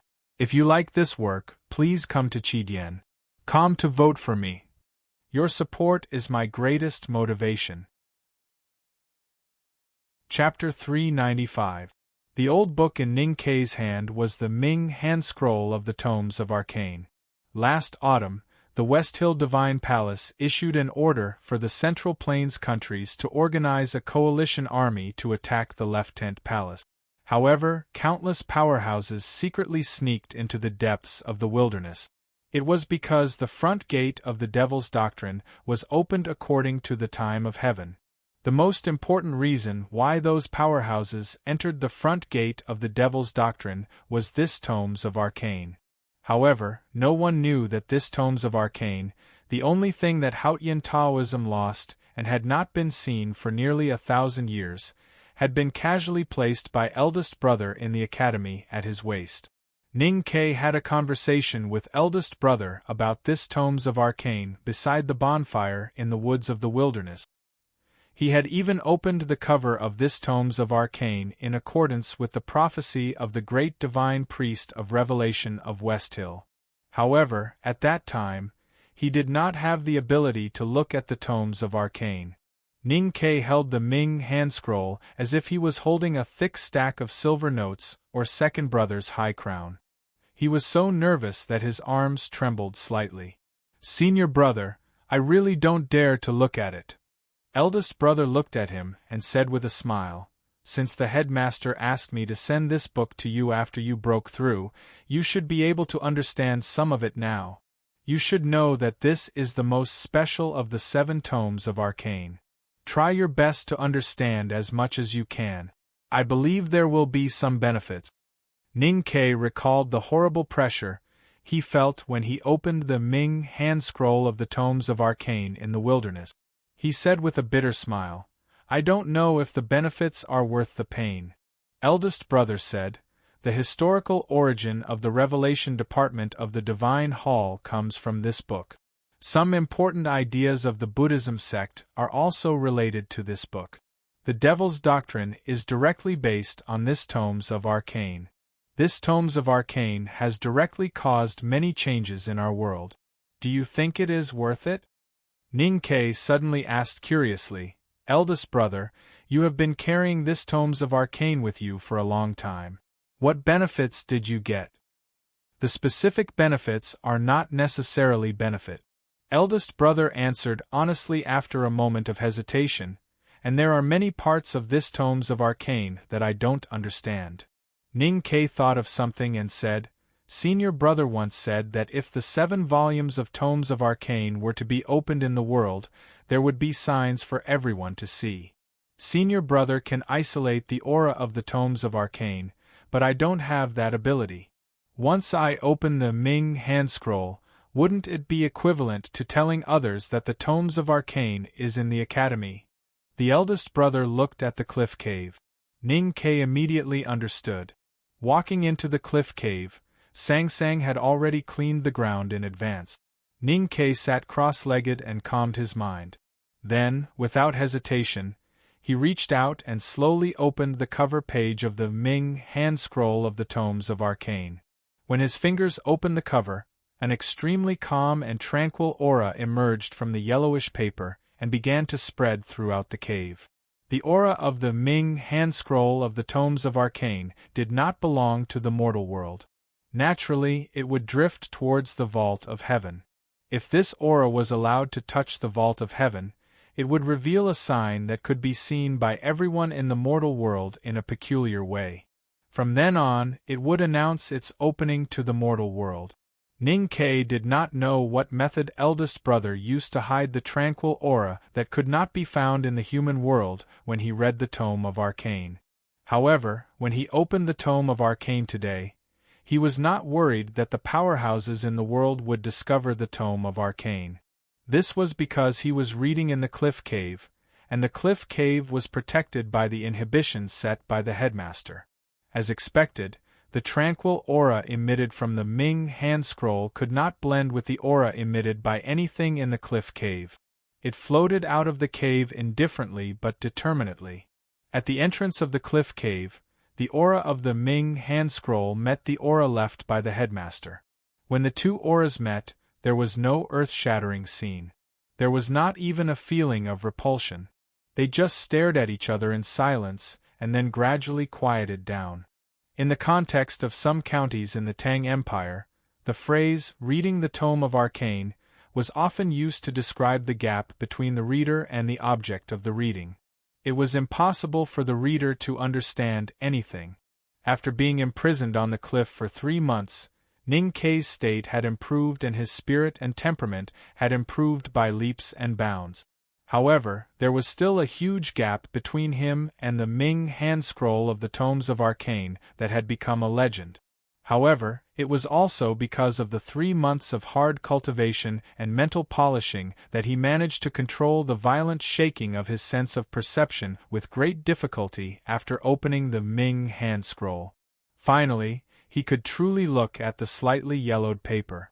Today, he still could not truly understand the Tomes of Arcane. However, at least he could clearly see the handwriting on the page and remember some mysterious sentences. It was only because the tranquil aura of the Tomes of Arcane did not naturally blend with the human world that the sentences became more and more fragmented in his mind. After a while, Ning Ke reached out and closed the cover page of the Ming hand scroll without hesitation. At this moment, he had only read the first page of the Tomes of Arcane. As if worried that he could not resist the temptation of reading the Tomes of Arcane, he did not look at the cover page of the Tomes of Arcane again. He even closed his eyes tightly and frowned deeply. His sense of perception was already on the verge of breaking and could no longer withstand the indifferent gaze of the tranquil aura of the Ming hand scroll. Therefore, he had to leave this world that was far beyond his ability. The simple and unadorned handwriting on the first page of the Tomes of Arcane was still lingering in his mind. However, it had become extremely fragmented, like the broken stones that filled the sky after a landslide. It was impossible to see the original majestic scenery of the mountain. Reading the Tomes of Arcane was indeed reading the Tomes of Arcane. He could not understand it at all, and could not even remember anything. Ning Ke felt a little regretful. However, after 3 months of seclusion in the cliff cave, the headmaster of academy had already taught him some things without showing up. That was the patience and courage that he had once thought of.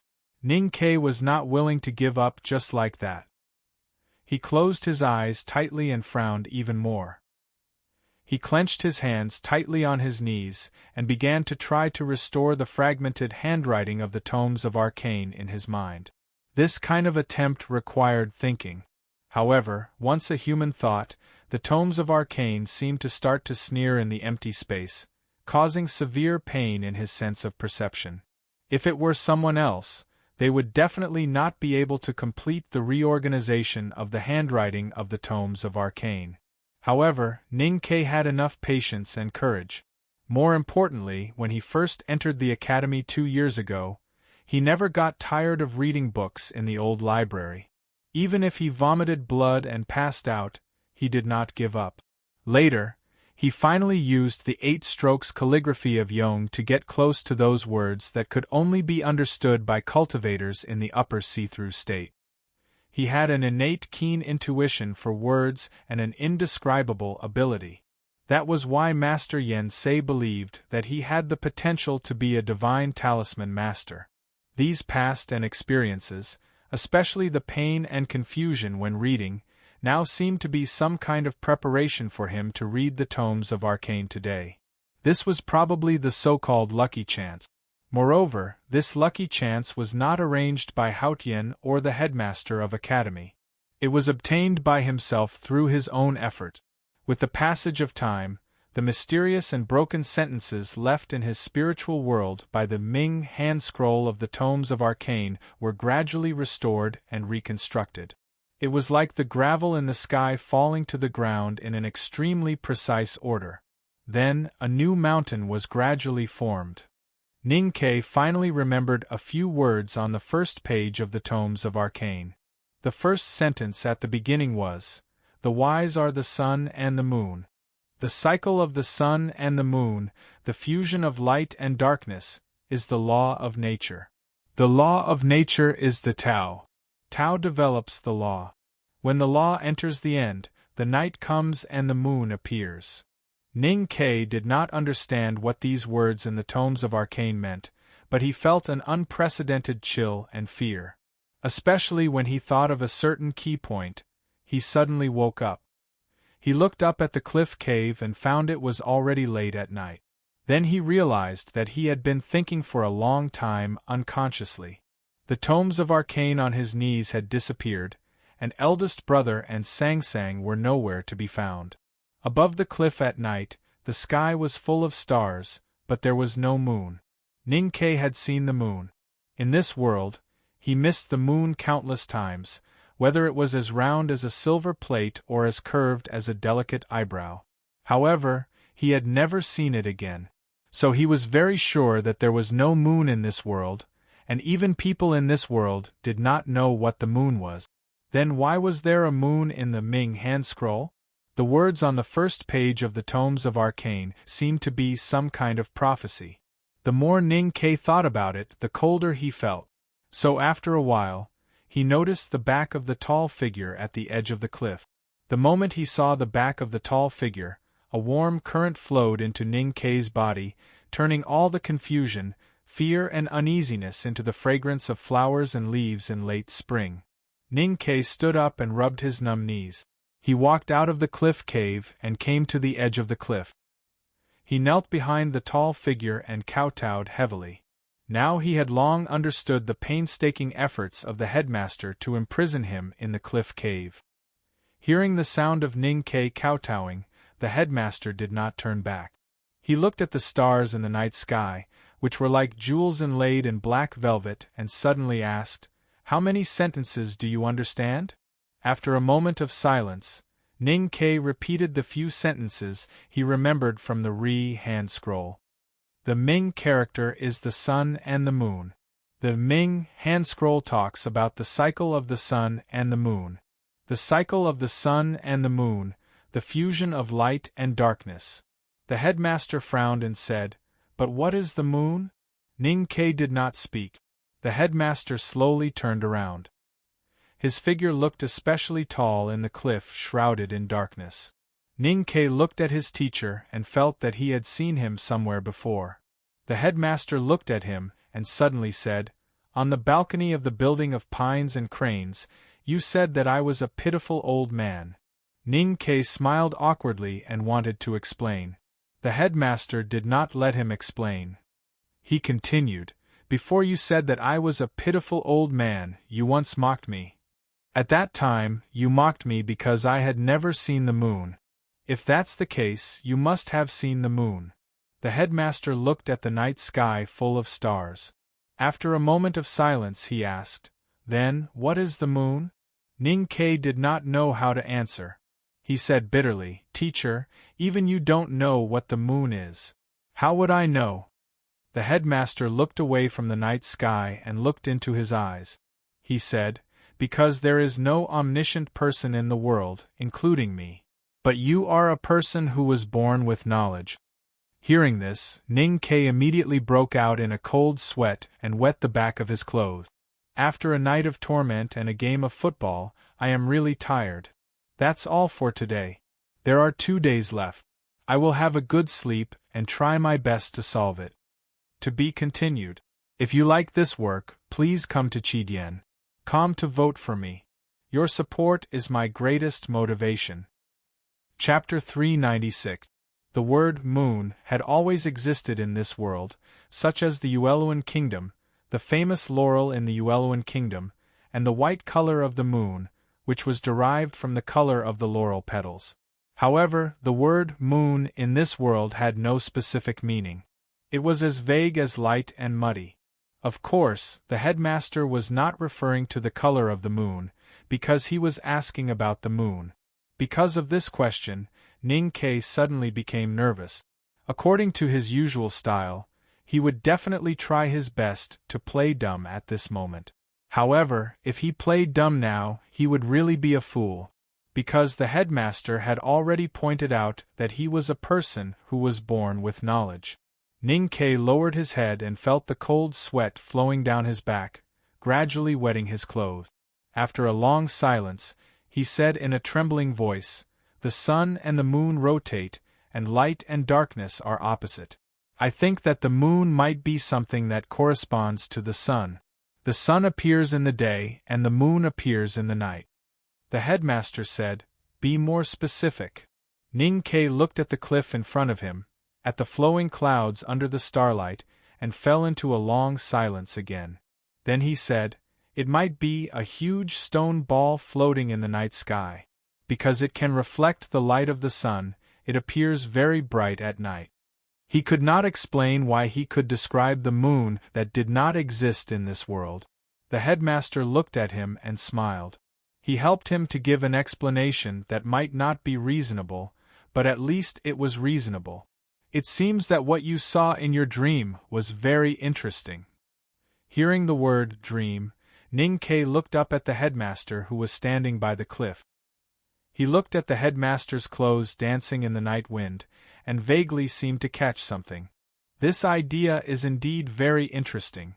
The headmaster turned to look at the night sky and said admiringly, "The eternal night always needs some light. Everything in the world corresponds to each other. If the sun appears in the day, it is not bad to have a corresponding moon. But if there is a moon, where would it be? If the moon reflects the light of the sun as you said, doesn't that mean that the sun is also in our world at night, but we can't see it? Then where is the sun at night? Is it really like when the west moves and the mountains set, falling below our feet and then rising again in the morning?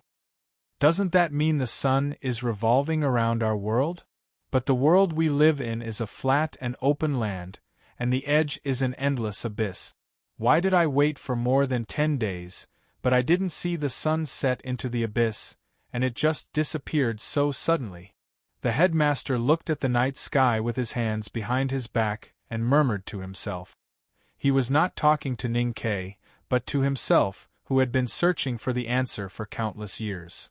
After a while, he looked at Chang, a city in the distant wilderness, and said with a frown, "There are still many places that are impassable. If this world were a ball, it would be connected." People in the secular world were used to the sun rising in the east and setting in the west. They were used to being shrouded in the radiance of Haotian day after day, just like they were used to the breakfast stalls on the street and the moss on the edge of the well. They never had any questions about these things, let alone wondered why these things existed. But the headmaster was not a person of the secular world. He needed to think. Few people in the world could understand what he was mumbling to himself. Those who heard it would even think that the headmaster was a crazy old man. Ning Ke understood some of it. He was a little confused, but then he admired the headmaster. The headmaster obviously had no knowledge of astronomy. He was about to touch the truth of the world just by following Ning Kei's simple explanation. However, the truth did not belong to this world, but another world. He did not know that the other world existed in the distant past, but in the future. I have looked at this night sky for many years. The headmaster pointed at the high and dark sky above the cliff and the stars hanging in the sky. He said, whether it was many years ago or many years later, the stars have always stayed in their original positions and have not changed at all. This means that the relative positions of the earth and the sky are fixed.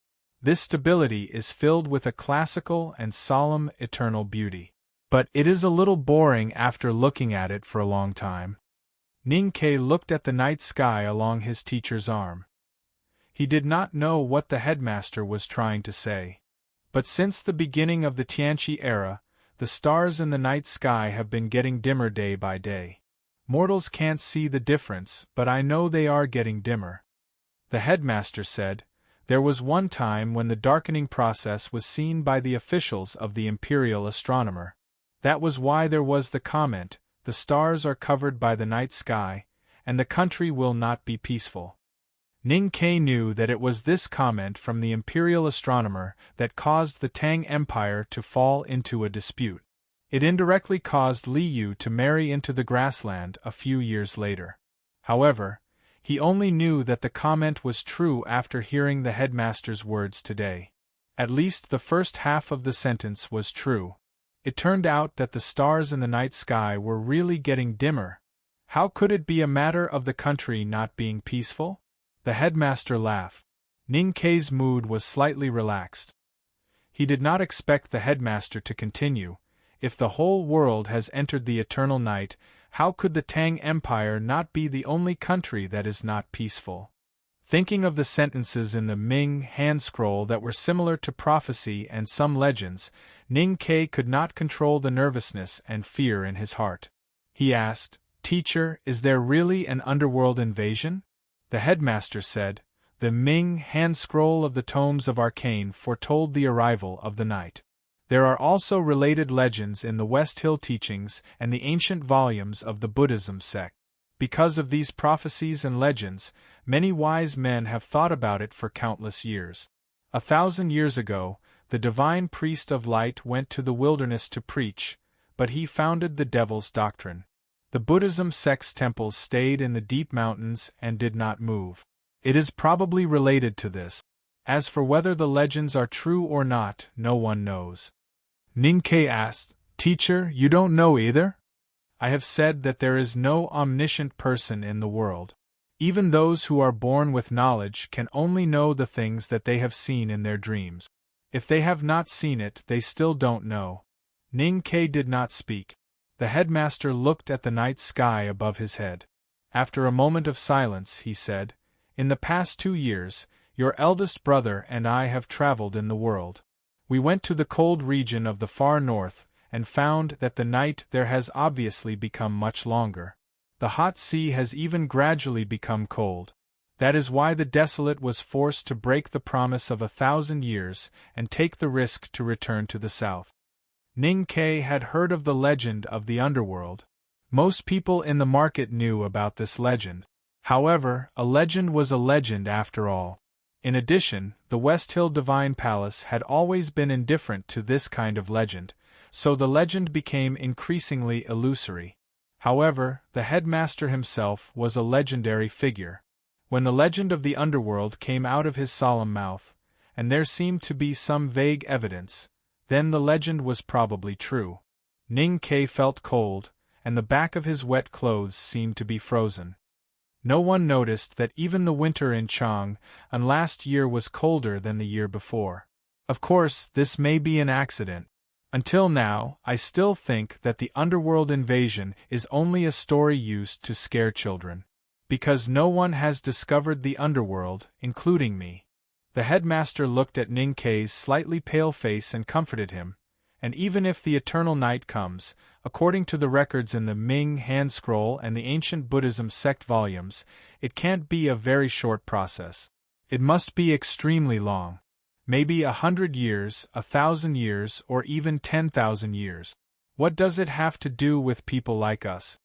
Ning-Ke said sadly. Headmaster is lying again. If you really don't believe in the story of the underworld invasion, why would you look for the underworld everywhere? And why would it take 10,000 years? Then tell me, where is the underworld? The headmaster looked at Ning-Ke with a smile. His smile seemed to hide an incomparably rich meaning. He asked, or, in your dreams, which direction is the underworld in the world? Ning-Ke felt the headmaster's gaze and thought of the bizarre story of his own life by the great divine priest of light. The cold sweat on his clothes instantly disappeared without a trace. Was he really the son of Yama? Did the headmaster already know that he was the son of Yama? Ning-Ke couldn't accept this because he didn't know what Yama was, and he clearly knew where he came from. If this was true and he was really the legendary son of Yama, then the bloody storm that the West Hill Divine Palace set off in Chang, and back then seemed to have some kind of reason. And he hated this kind of reason, even if it was unreasonable. Looking at his anxious expression, the headmaster smiled and said, "When people think, Haotian always laughs. If the underworld really exists and will invade the human world, that is something that the supreme way of heaven needs to consider and is qualified to consider. As a child, what can you do? What can you change? If you can't do anything, then what's the point of you being so painful and anxious?" Ning-Ke didn't agree with the headmaster's attitude. Thinking of the scene of eldest brother understanding the Tao in the morning and entering the Tao in the evening, he thought that it was okay for him to understand the Tao in the morning and die in the evening. Even if he couldn't change the final ending of the world and might not even see it, he could live happily with Sang-Sang in the human world until his hair turned white. But anyone who could think would always want to know what was the end of time and why all this happened. However, since the headmaster didn't want to discuss this matter anymore, especially with him, no matter how he asked, he wouldn't say a word. Ning-Ke lowered his head and kept silent for a long time. Suddenly, he raised his head and looked at the headmaster. He asked seriously, "Then, teacher, please tell me how youngest uncle died." Then he added, "This matter is meaningful to me." He knew that this matter was indeed meaningful to Ning-Ke because he was now walking on the path that youngest uncle had walked, and he wanted to change the ending of this story. This is the first chapter. The second chapter will come out before 11:30. To be continued.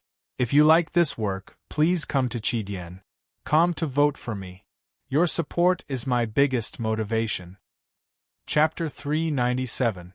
The headmaster asked, "Have you ever thought about what kind of existence Heaven's Way is?" Ning-Ke thought for a while. He really had no concept of the heavenly way, which was an illusory existence. No. Didn't you just say that Haotian is always laughing when people are thinking? But sometimes, even if we are ridiculed, we still have to think.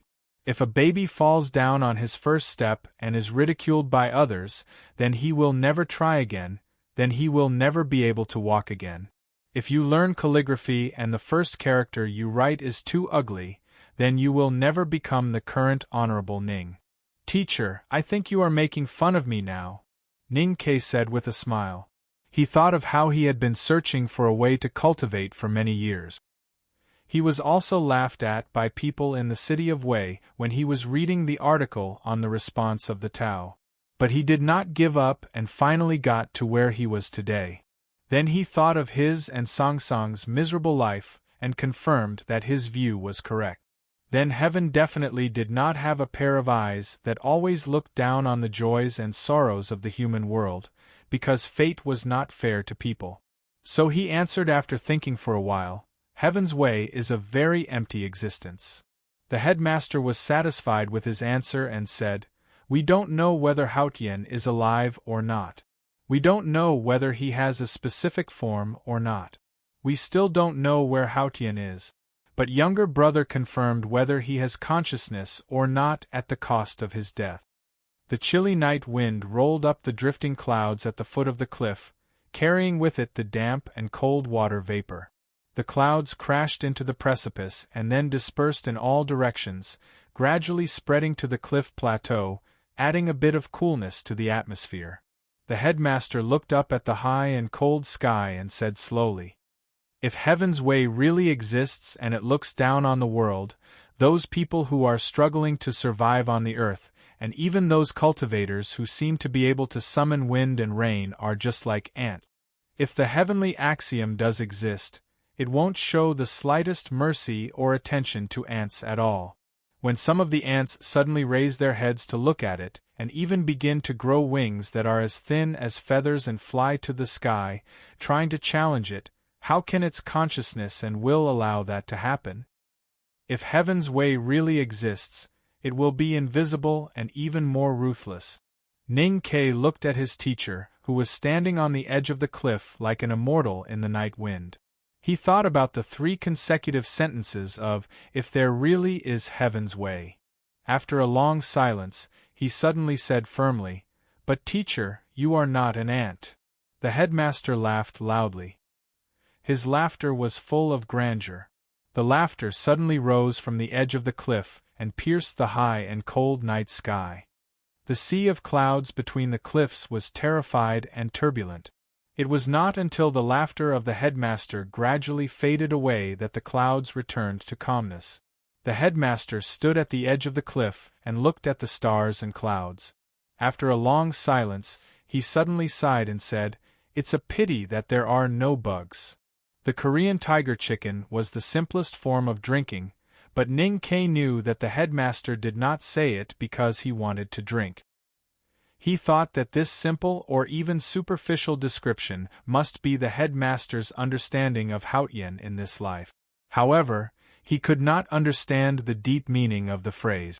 The headmaster's previous words solved some of the doubts in his heart, but also gave birth to some new doubts. If youngest uncle was the ant that grew wings and wanted to fly to the sky, he would be punished by heaven because he offended the dignity of Heaven's Way. Then why did he do that? There were billions of ants in the world, and there must have been more than one that raised its head and looked at the sky. In the long years, there must have been many people that tried to fly to the clear blue sky. Where did those people go?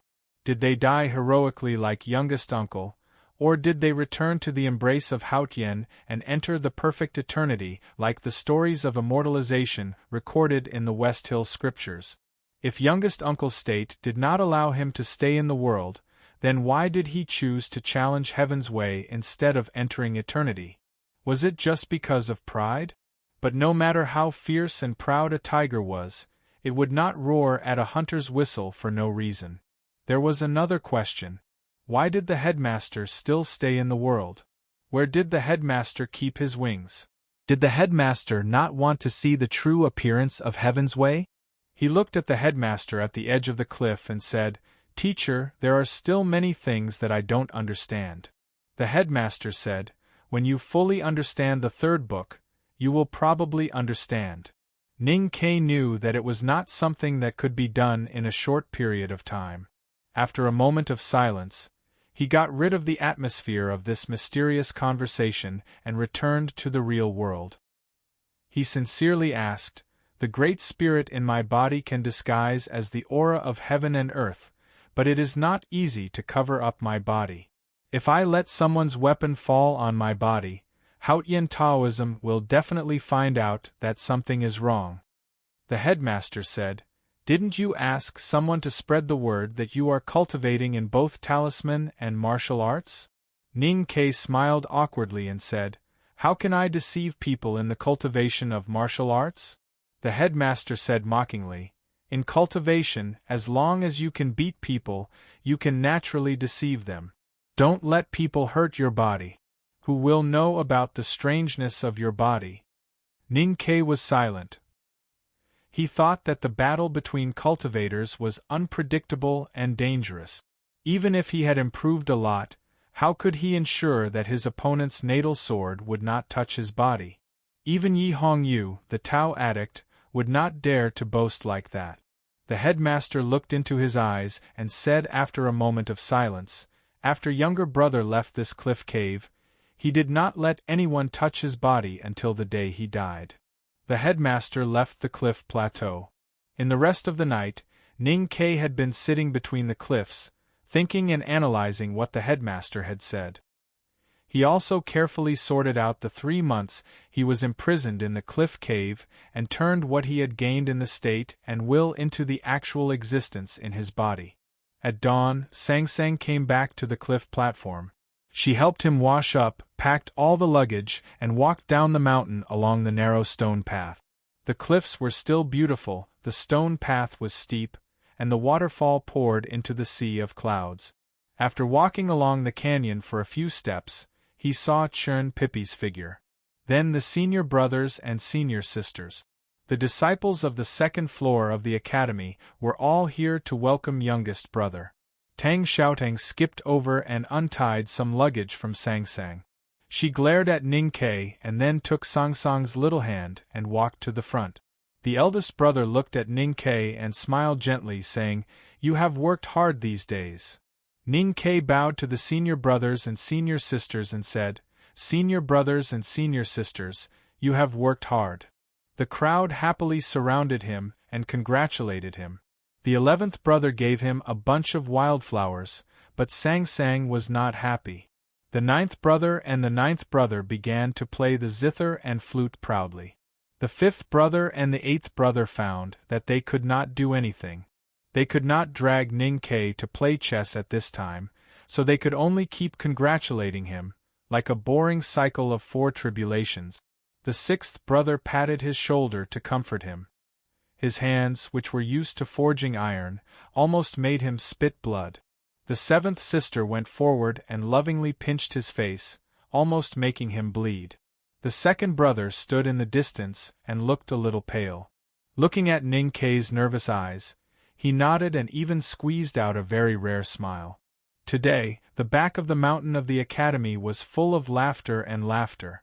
In the big thatched hut with ventilation, the aroma of food filled the air. The 7th sister and Tang Xiaotang cooked a sumptuous banquet. The banquet was to welcome the youngest brother, Ning Kei, who had successfully broken through and did not have to be imprisoned in the cliff cave to die miserably. It was also to welcome the return of the headmaster after traveling around the world. Although the welcome time was 3 months late, the most important reason was that this was Ning Kei's apprenticeship ceremony. He would officially become the headmaster's disciple. Ning Kei knelt in front of the headmaster's chair and kowtowed 3 times respectfully and honestly. Unfortunately, his body was too strong after cultivating the Great Spirit. The 3 kowtows caused cracks to appear on the black bricks in front of him, but his forehead still did not bleed or even bruise. There was only some dust on it. He felt very sorry that he could not take the opportunity to show his sincerity to the headmaster and flatter him. Standing up and taking a cup of warm tea from the 3rd sister, Ning Kei walked to the headmaster and offered it with both hands. The headmaster took it and slowly took a sip. The apprenticeship ceremony was officially completed, and it seemed very simple.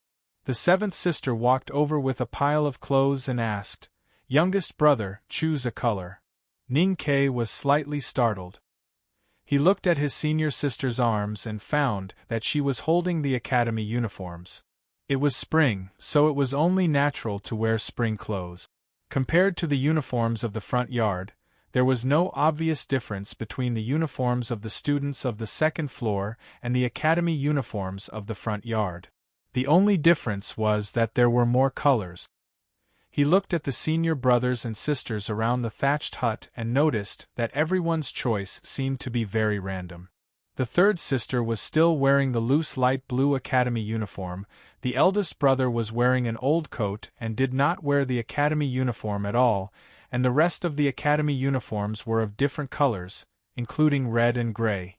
The 7th sister looked at his hesitant expression and joked, "You really have to be careful. You can't change it after you choose." Ning Kei subconsciously looked at Sang Sang.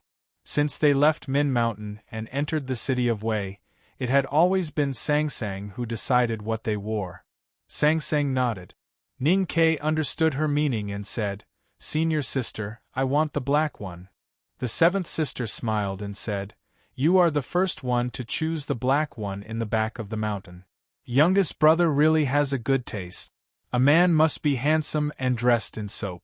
This is the truth, but some stupid people never understand. The second brother, standing behind the headmaster, was inexplicably serious.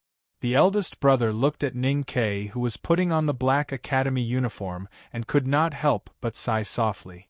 The headmaster gently stroked his beard and looked at Ning Kei, asking, "Why did you choose the black one?" With the help of Sang Sang, Ning Kei buttoned the slanted cloth and answered honestly, "Black is to prevent dirt." This was the real answer.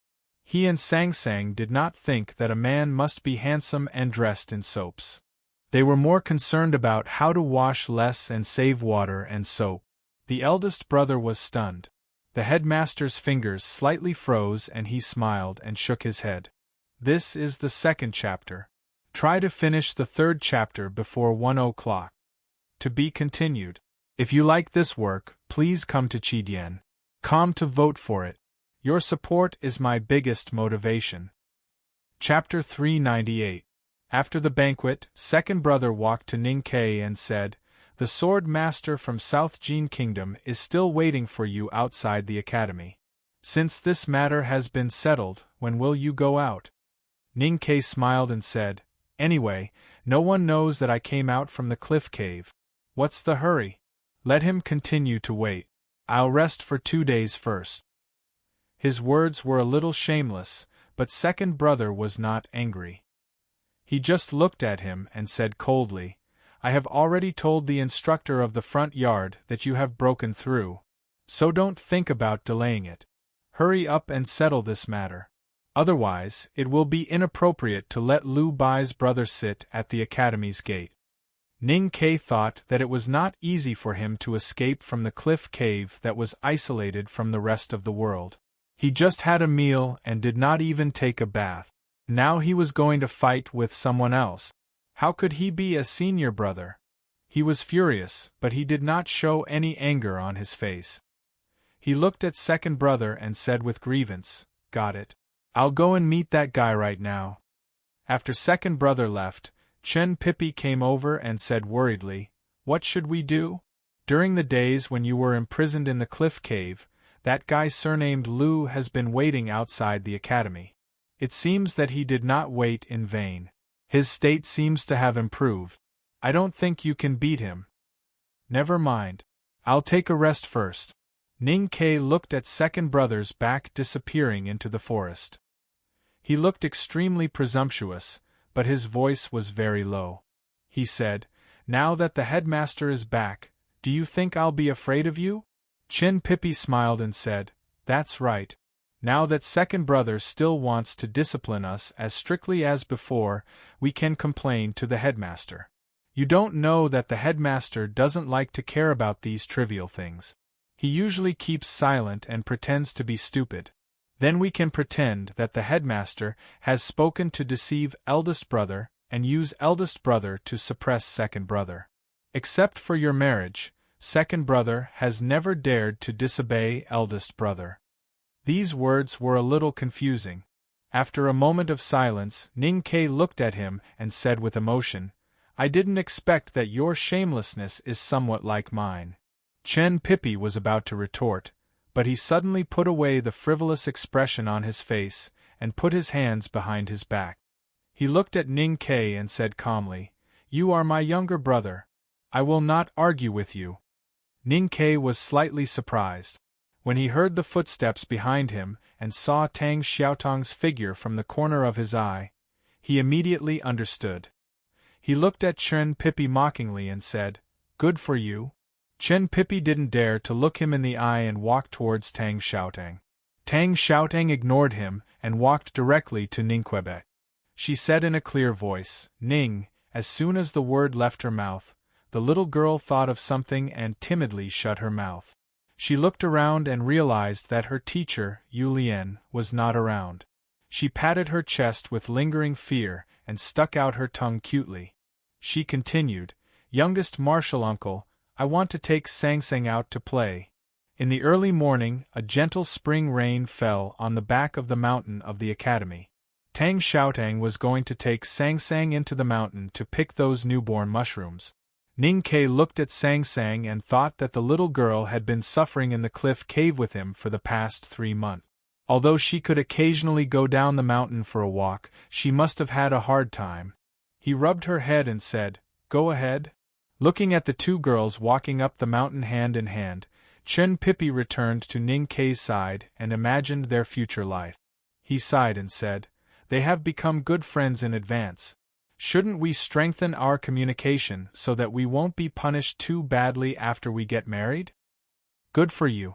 Ning Ke looked at him and said disdainfully, "I have always been in charge of my family.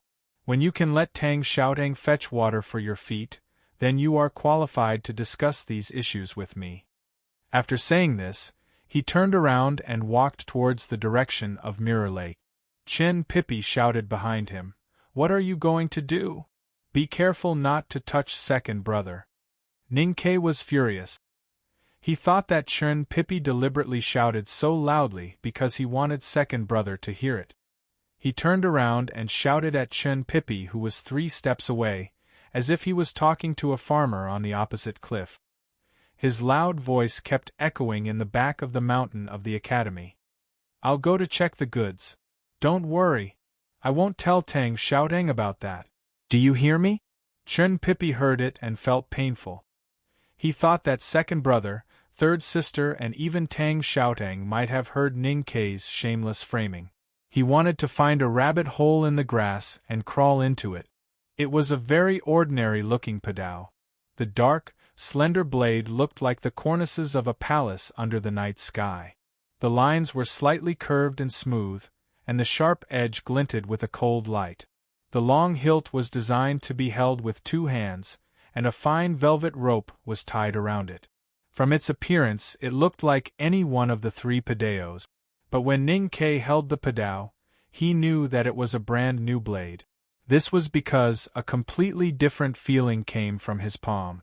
This slender and long padao was unimaginably heavy, completely inconsistent with the size and length of the padao in his eyes. For such a thin and long blade to have such weight, one could imagine how dense it was. Naturally, one could also guess how tough it was. "You said to combine the 3 padaos into one, so I refined all 3 padaos into this one." Sixth brother looked at the padao in Ning Ke's hands like looking at a child, and said honestly, "I thought it would be easy, but I didn't expect it to be so difficult." The melting of ink was smooth, but the tempering part was troublesome. To combine the 3 padaos into one meant that 3 times the amount of metal had to be melted into the same volume. Ning Ke thought that if it was not tempered, how could it be done? He couldn't help but feel grateful to sixth brother. Sixth brother handed over a scabbard made of unknown leather and said, "The talisman lines on the padao are the ones you designed. But fourth brother said that it's better for you to carve them yourself." Ning Ke sincerely thanked sixth brother and was ready to carve the talisman. With the experience of making primordial 13 arrows, this was not too difficult for him. However, he seemed to think of something. After a moment of silence, he put the heavy padao back into the scabbard and looked at the puzzled sixth brother. He said, "Let's talk about it later. Of course, you should decide your own weapon." Sixth brother said, "Youngest brother, I just want to ask you one thing. I'm really satisfied with this padao. If you want to give it a name, you must think of a good one." Ning Ke's body was slightly stiff. He thought of the experience when they developed talisman arrows together last time. He thought of the extremely unreliable names such as Silver Arrow, Cloud-Piercing Arrow and Primordial 13 Arrows. He immediately understood sixth brother's worries and said firmly, "Senior brother, rest assured. I will ask the teacher to give it a name." Sixth brother hesitated for a moment and said, "Youngest brother, actually, the teacher's name is not very reliable." The two of them stared at each other and finally decided to temporarily put aside the matter of naming the new padao. Opening the box, Ning Ke looked at another thing that he had asked sixth brother to make and said happily, "I didn't expect it to be so smooth. Senior brother, what material did you use?" "The craftsmanship of this gadget is not difficult," sixth brother said. I asked the Ministry of Works to find some black crystals and then made some frames. I also made an extra one. There are 3 sets here. Ning Ke thought that the more the better. Suddenly, he thought of another thing and looked around to make sure that Sang Sang was not nearby. He came to Sixth Brother and whispered for a long time. Sixth Brother frowned slightly and asked confusedly, "It's easy to find transparent crystals. It's not difficult even if it has no impurities. If it is to prevent dust, why must it have such a small arc? The requirements for grinding and carving are too high. Even if we use water to grind it, it can't be guaranteed." Ning Ke hesitated for a moment and said, "I have a friend who has poor eyesight and always sees things a little blurry. If she wears this thing, it can improve her eyesight." Sixth Brother was slightly surprised and thought that youngest brother was really talented and had so many wonderful ideas and wisdom in his mind. He could even cure eyesight? Just when he was about to get to the bottom of it and figure out why the curved transparent crystal could help people with impaired vision, the heavy leather curtain was lifted and the fourth brother walked in. Looking at the knife on Ning Ke's back, fourth brother asked, "Have you finished carving the talisman?" Sixth brother shook his head. Ning Ke explained, "I have something to do later. I will carve it later." Fourth brother slightly frowned and said, "So you know you have something to do? Second brother asked you to solve the problem quickly. Why are you still here? Although those onlookers can't enter the back mountain, I feel uncomfortable when I think of the crowd outside the academy's gate." Ning Ke thought faintly. Just because he felt uncomfortable, he wanted to drive his youngest brother out of the academy to fight. As his senior brothers, they naturally thought that the young powerhouse from the South Jin Kingdom was just an insignificant piece of trash. But that person was the younger brother of the Sage of Sword, Liu Bai. Your youngest brother might not be able to defeat him. He looked at fourth brother who was walking towards the sand table and tentatively asked, "Senior brother, where is second brother?" Fourth brother impatiently waved his hand and signaled him to hurry to the academy's side gate to finish the matter. He said, "Second brother went fishing with the headmaster at the West Pond." Fishing at the West Pond, not only could he enjoy the scenery and the fun of fishing, but he could also accompany the headmaster and flatter him. It was really a happy thing. But he had to go to the academy's side gate to fight and struggle like a fish on a hook? The more Ning Ke thought about it, the more he felt it was unfair. He did not want to leave the back mountain at all. However, he was worried that if he stayed in the back mountain, he would be seen by second brother.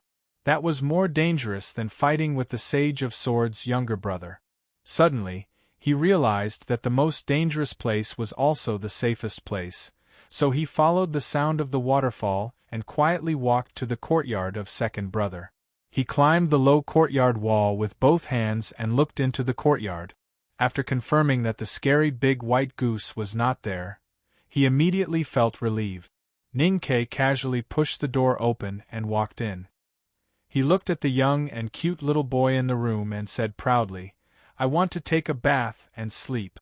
Do you have hot water?" The little boy opened his eyes wide and looked at him innocently. Everyone in the academy knew that a young powerhouse from the South Jin Kingdom had challenged Ning Ke to a duel. And that person had been sitting on the futon outside the academy's side gate and waiting for Ning Ke for 3 months. In those 3 months, the powerhouse from the South Jin Kingdom had been exposed to the wind and the sun, drenched in rain and covered in dust. His life could be said to be difficult, even more so than Ning Ke, who was in seclusion in the cliff cave.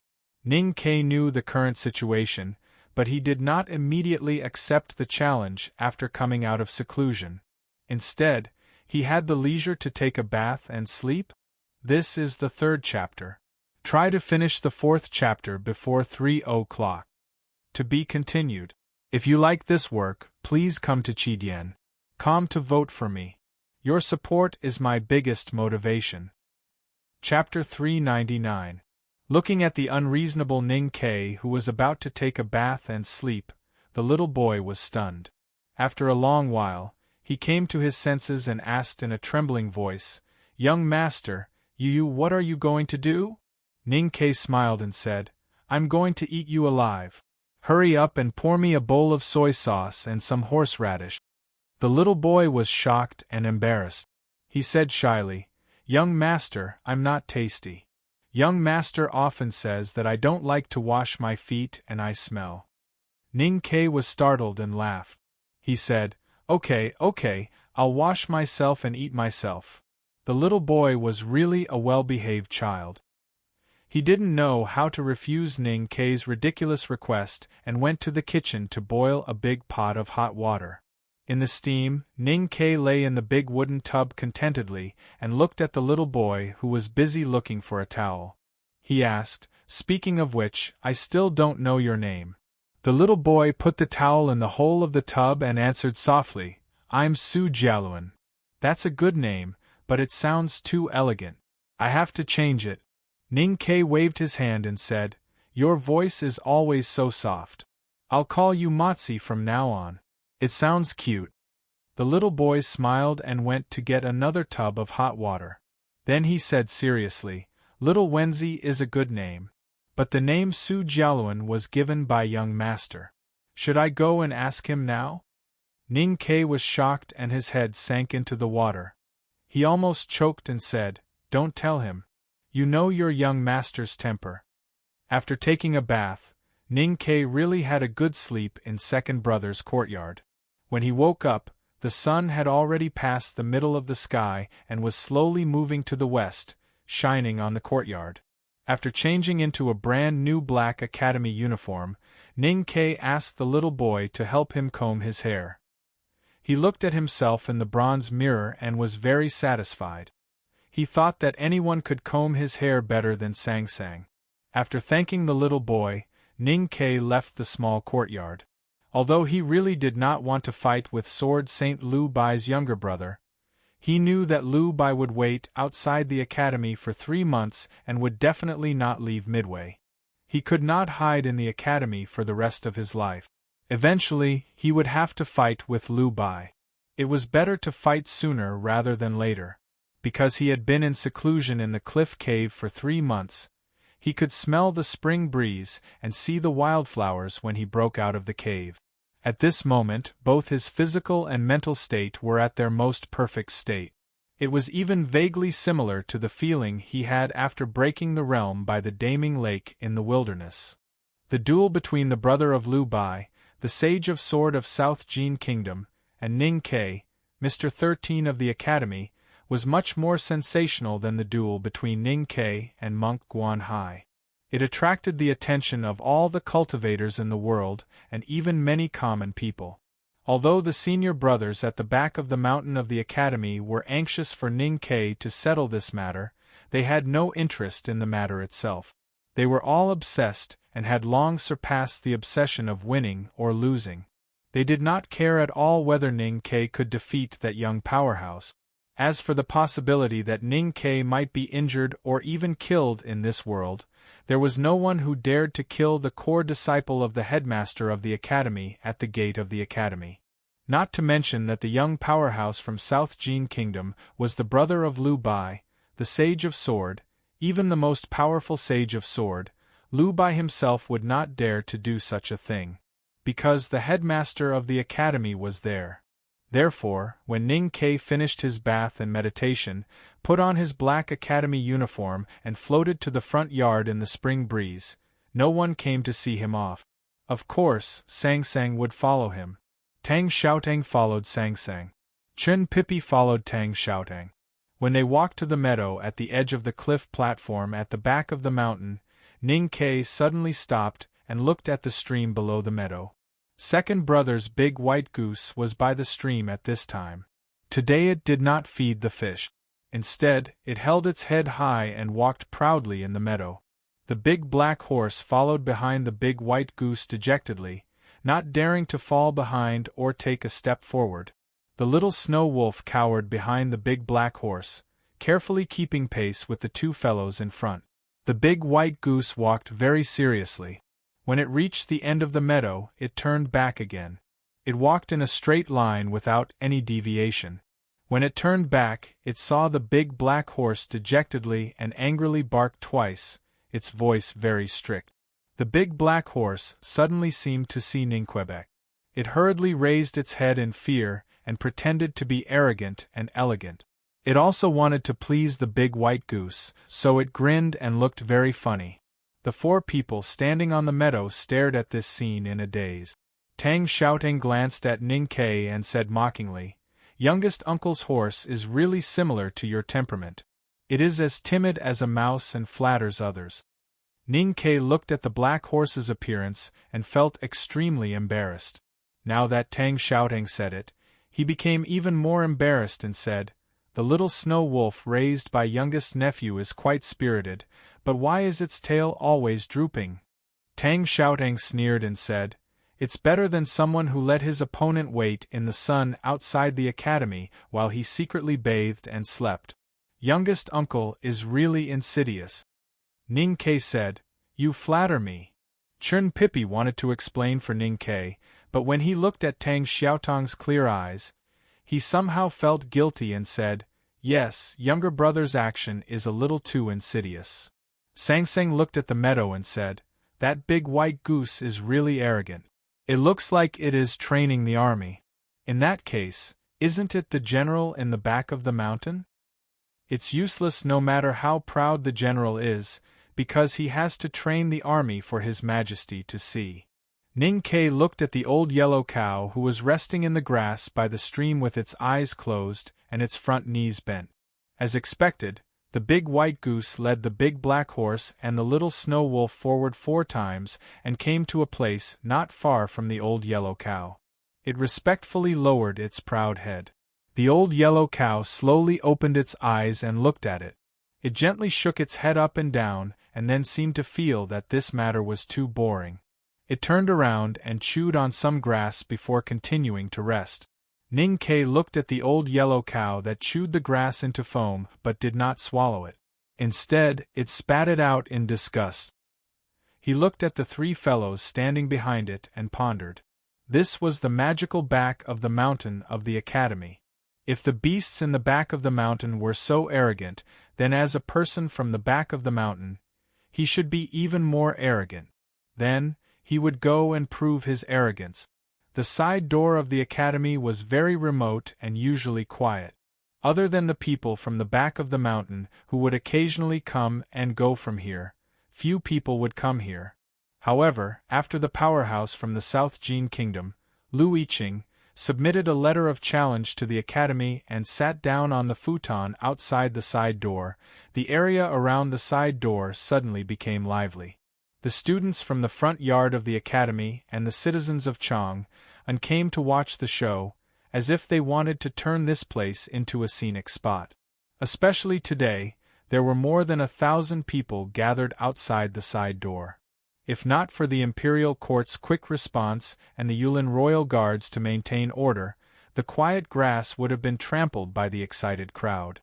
It was rare for ordinary people to see cultivators, let alone cultivators fighting. Chang'an was full of powerhouses, so the people in the city were more knowledgeable in this aspect. However, it was still extremely rare for them to have a chance to see it up close. The news of someone challenging the academy had been spread for 3 months. Everyone knew the location of the duel. Even many citizens of Chang'an had come to see the person from the South Jin Kingdom sitting at the door of the academy. Today, when the news of Mr. 13 of the academy breaking out of the cave spread to Chang'an, countless people came to watch the show. There was no doubt that it was a big show. There was a bluestone road on a hill not far away. Dozens of horse carriages were parked on the side of the road. It seemed that some young ladies from mansions in Chang'an could not resist the temptation of the liveliness and came here. Among the dozens of carriages, most of them were naturally the nobles. They couldn't push forward with all their might like the common people, and they couldn't disregard their status and take the risk to climb the poplar tree. Moreover, they climbed higher and higher just to find the best vantage point. These nobles included the relevant officials of the Tang Empire and a few generals from the military. Naturally, there were also cultivators from various sects who came after hearing the news. The envoy from the South Jin Kingdom and a few disciples from the Sword Garret stood silently beside their horse carriages. The officials from the Imperial Center Administration of the Tang Empire smiled, and stood not far from them. He Mingqi, the Taoist from the South Gate Temple of Haotian, held the yellow oiled paper umbrella under his armpit and stood quietly beside a horse carriage. The horse carriage was black and embroidered with complicated golden patterns. It looked majestic and beautiful, but there was no one around the horse carriage on such a crowded road. That was the respect that everyone showed to the horse carriage. The horse carriage belonged to the West Hill Divine Palace's diplomatic corps. The great divine priest of Revelation was not in the carriage. The duel between a student from the second floor of the academy and Liu Bai's brother was far from enough for this bigwig to deign to appear. In the carriage sat a man with a snow-white beard and a very young appearance. He was Qing Lishue, the priest of the Revelation Department of the West Hill Divine Palace. Qing Lishue's position in the Divine Hall was even higher than that of Prince Long Qing. He could sit side by side with the Tao addict, Yi Hongyu, before she went to the wilderness. He was also an important bigwig. Qing Lishue gently lifted the curtains and looked at He Mingqi, who was standing quietly by the window. After a slight hesitation, he smiled and said, "Senior brother He, why don't you come up and sit?" He Mingqi smiled and said, "I'm used to standing." After a moment of silence, Qing Lishue looked at the side door of the academy at the bottom of the hill. He looked at Liu Bai, who was sitting on the futon.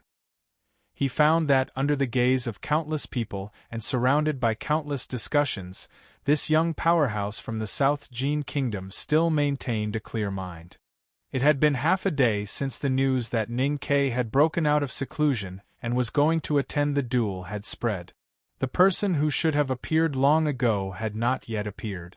The surrounding people of Chang'an City were already bored to death, and some had even left. However, Liu Bai's face did not show any signs of anxiety. His posture and even his clothes did not change, which was very frightening. Qing Lishue looked at him and was slightly moved. He suddenly asked, "Senior brother He, do you think Ning Ke will come out?" He Mingqi smiled and said, "Ning Ke is the most unlike the headmaster's disciple, so I can't say for sure." Qing Lishue thought of their encounter in the Palace of the Wilderness, and could not help but laugh. He said, "He is indeed a very interesting person, but I think he will arrive soon." Not that he was about to arrive, but that he had already arrived. The side door of the academy was slowly pushed open from the inside. A black figure appeared in front of everyone. Everyone cheered. This is the 4th chapter. I will try to finish the 5th chapter before 4:30. To be continued. If you like this work, please come to Chidian.com to vote for me. Your support is my biggest motivation. Chapter 400. Ning Ke's well-tailored black academy uniform swayed gently in the warm spring breeze. His black hair was tightly tied up and then tied into a very simple and capable bun. His cheeks were slightly thinner and he looked more handsome than before. This was the image that Ning Ke had when he appeared in front of everyone, looking particularly refreshed. There were many students from the front yard of the academy watching the battle. Chu Yuxian and the others were quite familiar with Ning Ke, so they couldn't help cheering loudly when they saw Ning Quebec infected by the atmosphere of the academy students. The crowd became more excited, and some even started whistling. Zhong Dajuan stood in the crowd and looked at the young man in black on the stone steps in the distance. He thought of the scenes when he first entered the academy 2 years ago. A trace of hatred and jealousy flashed in his eyes, and then all those emotions turned into frustration and loneliness. Now he and Ning Ke were in 2 different worlds. Even though he was a disciple of the Yangguan family, he could no longer catch Ning Ke's clothes, let alone take revenge on him. Cheers and applause were carried by the spring breeze to the dozens of carriages on the side of the official road on the hillside. The young ladies of Chang'an, who were yearning for love, eagerly opened the curtains, their faces full of hope and worship. Many people, including Qing Lixue, the priest of the Revelation Department of the Divine Hall, became solemn.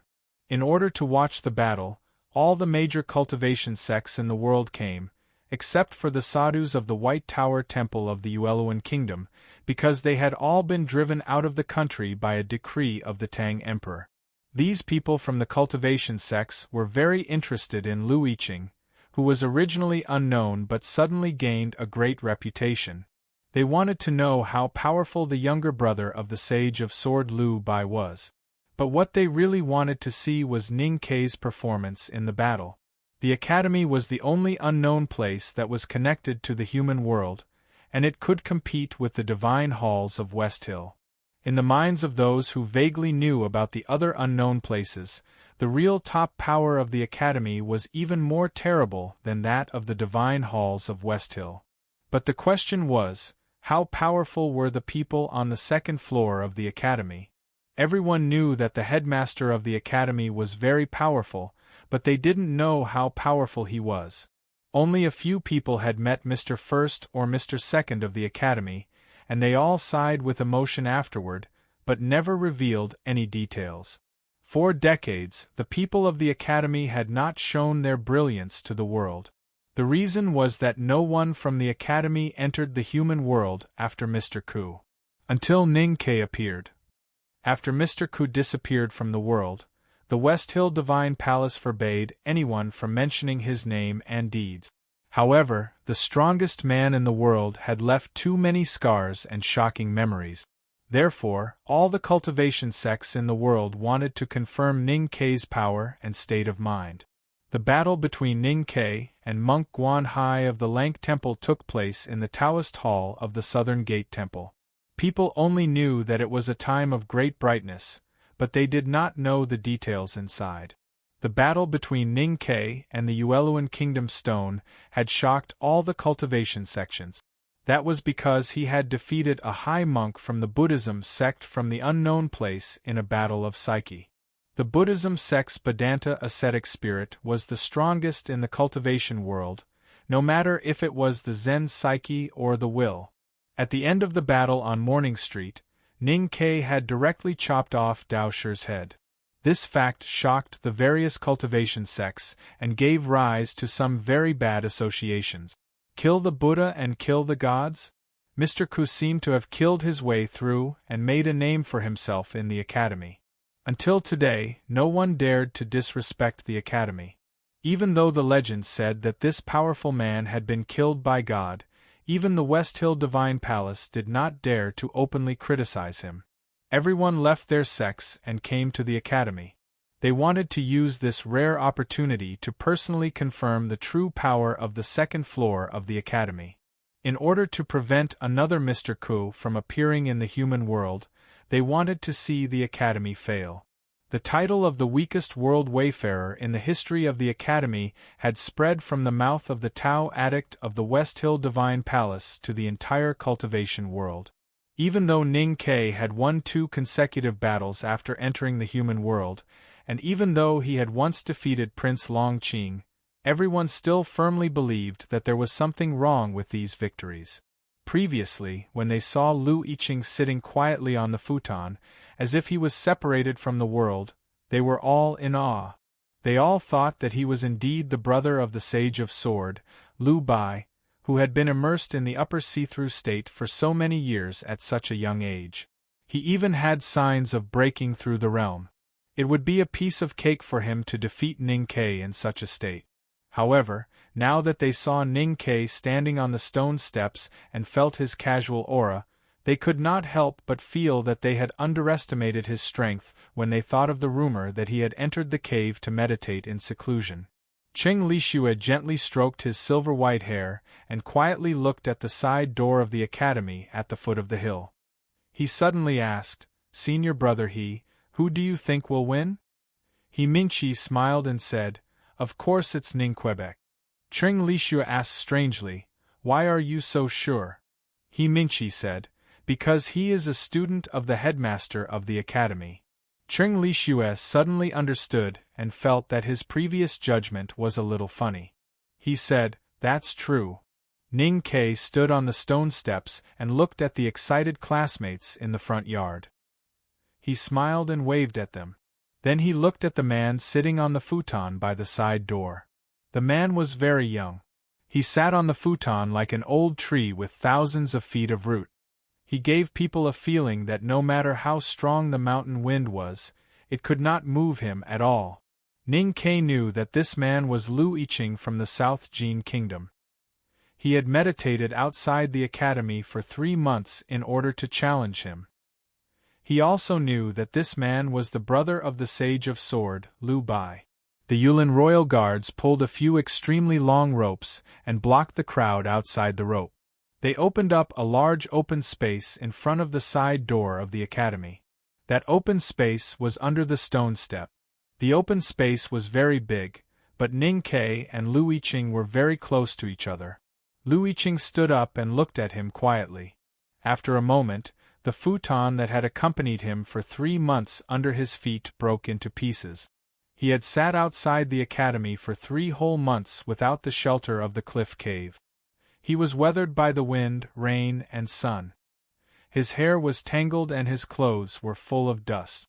The nails on his hands that were exposed outside his sleeves were full of black mud stains. They did not look like hands that were used to hold a sword at all. Compared to Ning Ke, who had just showered and changed into a new set of clothes, Lu Yiqing looked more like a beggar.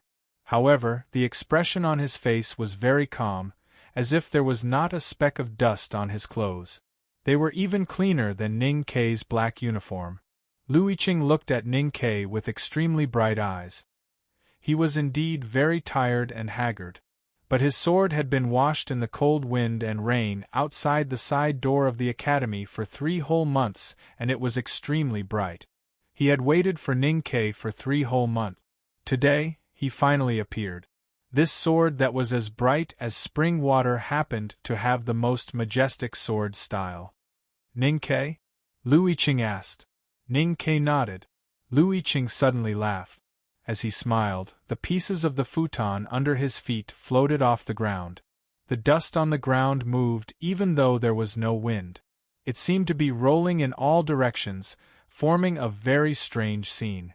When the dust rolled further and further away like a snake, gradually leaving the open space, the people watching the battle behind the ropes looked at the dust rushing toward them and subconsciously wanted to step back, but they could not squeeze out. Just when they secretly thought that it was bad, the dust suddenly stopped in front of the ropes. It formed a shallow ridge of soil. Inside and outside the ridge were 2 different worlds.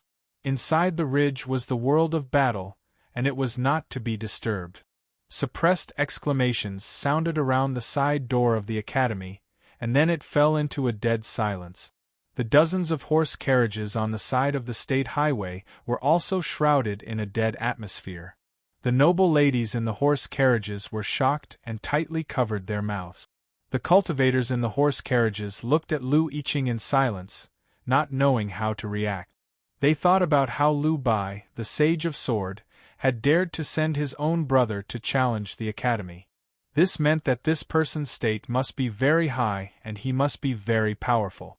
Moreover, they had already confirmed that Lu Yiqing was indeed powerful enough. However, they did not expect him to be so powerful. His psyche power moved with his smile, and he could disperse all the dust in the field, and he did it so perfectly. This seemingly strange scene required extremely delicate control of the qi of heaven and earth. The officials of the Imperial Center Administration of the Tang Empire looked at the side door of the academy in silence, their faces full of worry. After Lu Yiqing revealed his state, no one was optimistic about Ning Quebec. Qing Lishua looked there, and also fell into silence. Unlike other cultivation sects, the West Hill Divine Palace, which led the world, had information about Lu Yiqing many years ago, because he was the brother of the Sage of Sword Lu Bai. Before Lu Yiqing became famous, the West Hill Divine Palace already knew that he was an extremely rare genius in sword Taoism, and put him on the list of key observation.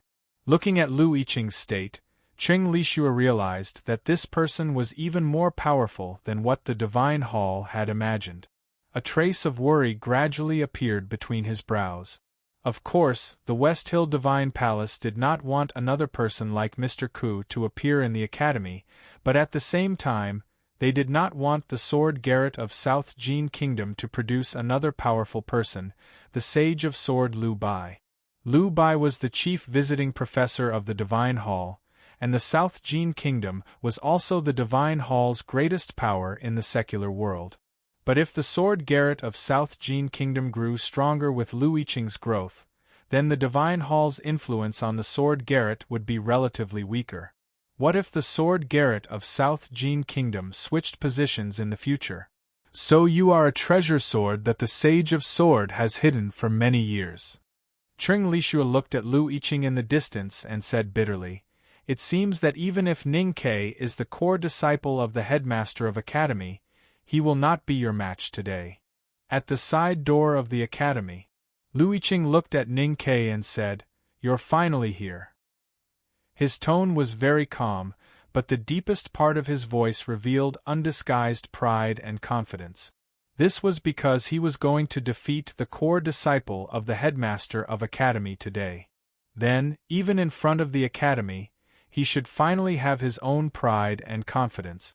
According to the usual story, after Lu Yiqing said that he was finally here, Ning Ke should be silent for a moment before replying, "What will come," and then he would heroically lose this battle. But Ning Ke had never been a person who played his cards according to common sense. In order to win the battle, he would do anything. Even if he did not take the risk of changing cards, he could choose not to look at his opponent's cards. Ning Ke did not look at Lu Yiqing's sharp eyes. He looked at the untainted blue brick floor, which was so clean that it could reflect one's reflection, and sincerely praised, "I'm afraid your sweeping skills are the same as your brother's, the best in the world." This is the 5th chapter. My eyes are blurry and I am very hungry. I am going to rest for a while and eat something before writing. I will try to finish the 6th chapter before 7:30. To be continued. If you like this work, please come to Chidien.com to vote for me. Your support is my greatest motivation. Chapter 401. Lu Yiqing was startled, but he did not fly into a rage because of Ning Ke's words. Instead, his eyes showed that he had expected it.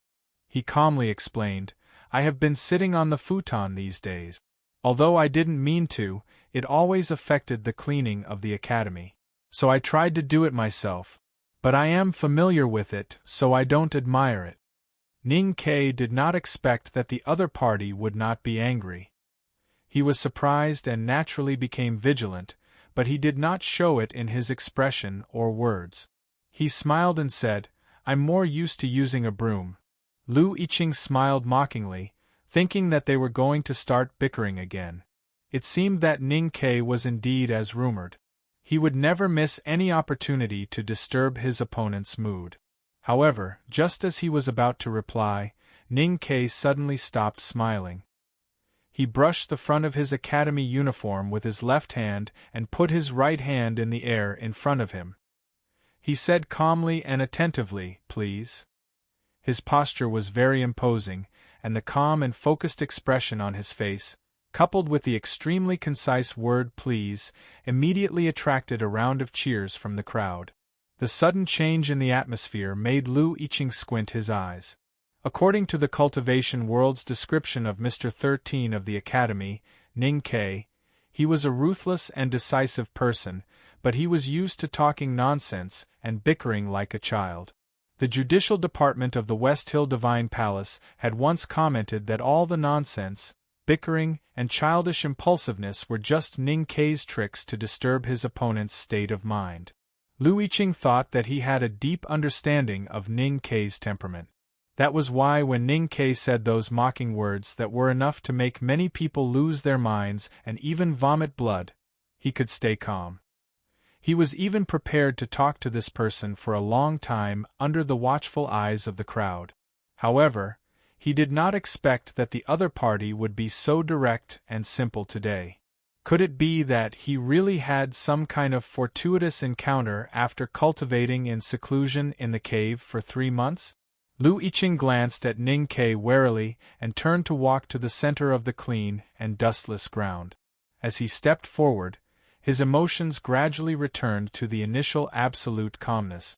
Ning Ke also walked to the field and waited quietly. Everyone's gaze shifted from the academy's side door to the green brick floor as the two walked. When no one noticed her, Sang Sang walked out from the side door. Perhaps because of Tang Xiaotong's identity as a member of the Devil's Doctrine, Chun Pipi and her did not appear. Lu Yiqing raised his left hand. His slender, muddy palm held an ordinary-looking cyan steel sword. He raised his sword and looked at Ning Ke, saying emotionlessly, "I know your most powerful weapon is the arrow. I will still use the sword." Sang Sang stood under the green tree at the edge of the field and listened to his words. She untied the heavy luggage on her back and put the big black umbrella aside. She found the dark iron arrow box and was ready to give it to Ning Ke as soon as he spoke. Ning Ke did not speak. He looked at the ordinary cyan steel sword in Lu Yiqing's left hand and slowly raised his eyebrows. Because he recognized this sword. 2 years ago, when he came to Chang'an from the city of Wei, he and Sang Sang rented a shop on Lin 47th Street and opened the old brush pen shop. At that time, the business of the old brush pen shop was not good, so he clearly remembered who the first customer of the old brush pen shop was. It was raining in Chang'an that day. Under the eaves outside the old brush pen shop, a middle-aged man was sheltering from the rain. The man was dressed in a green robe, and his eyes were handsome and free.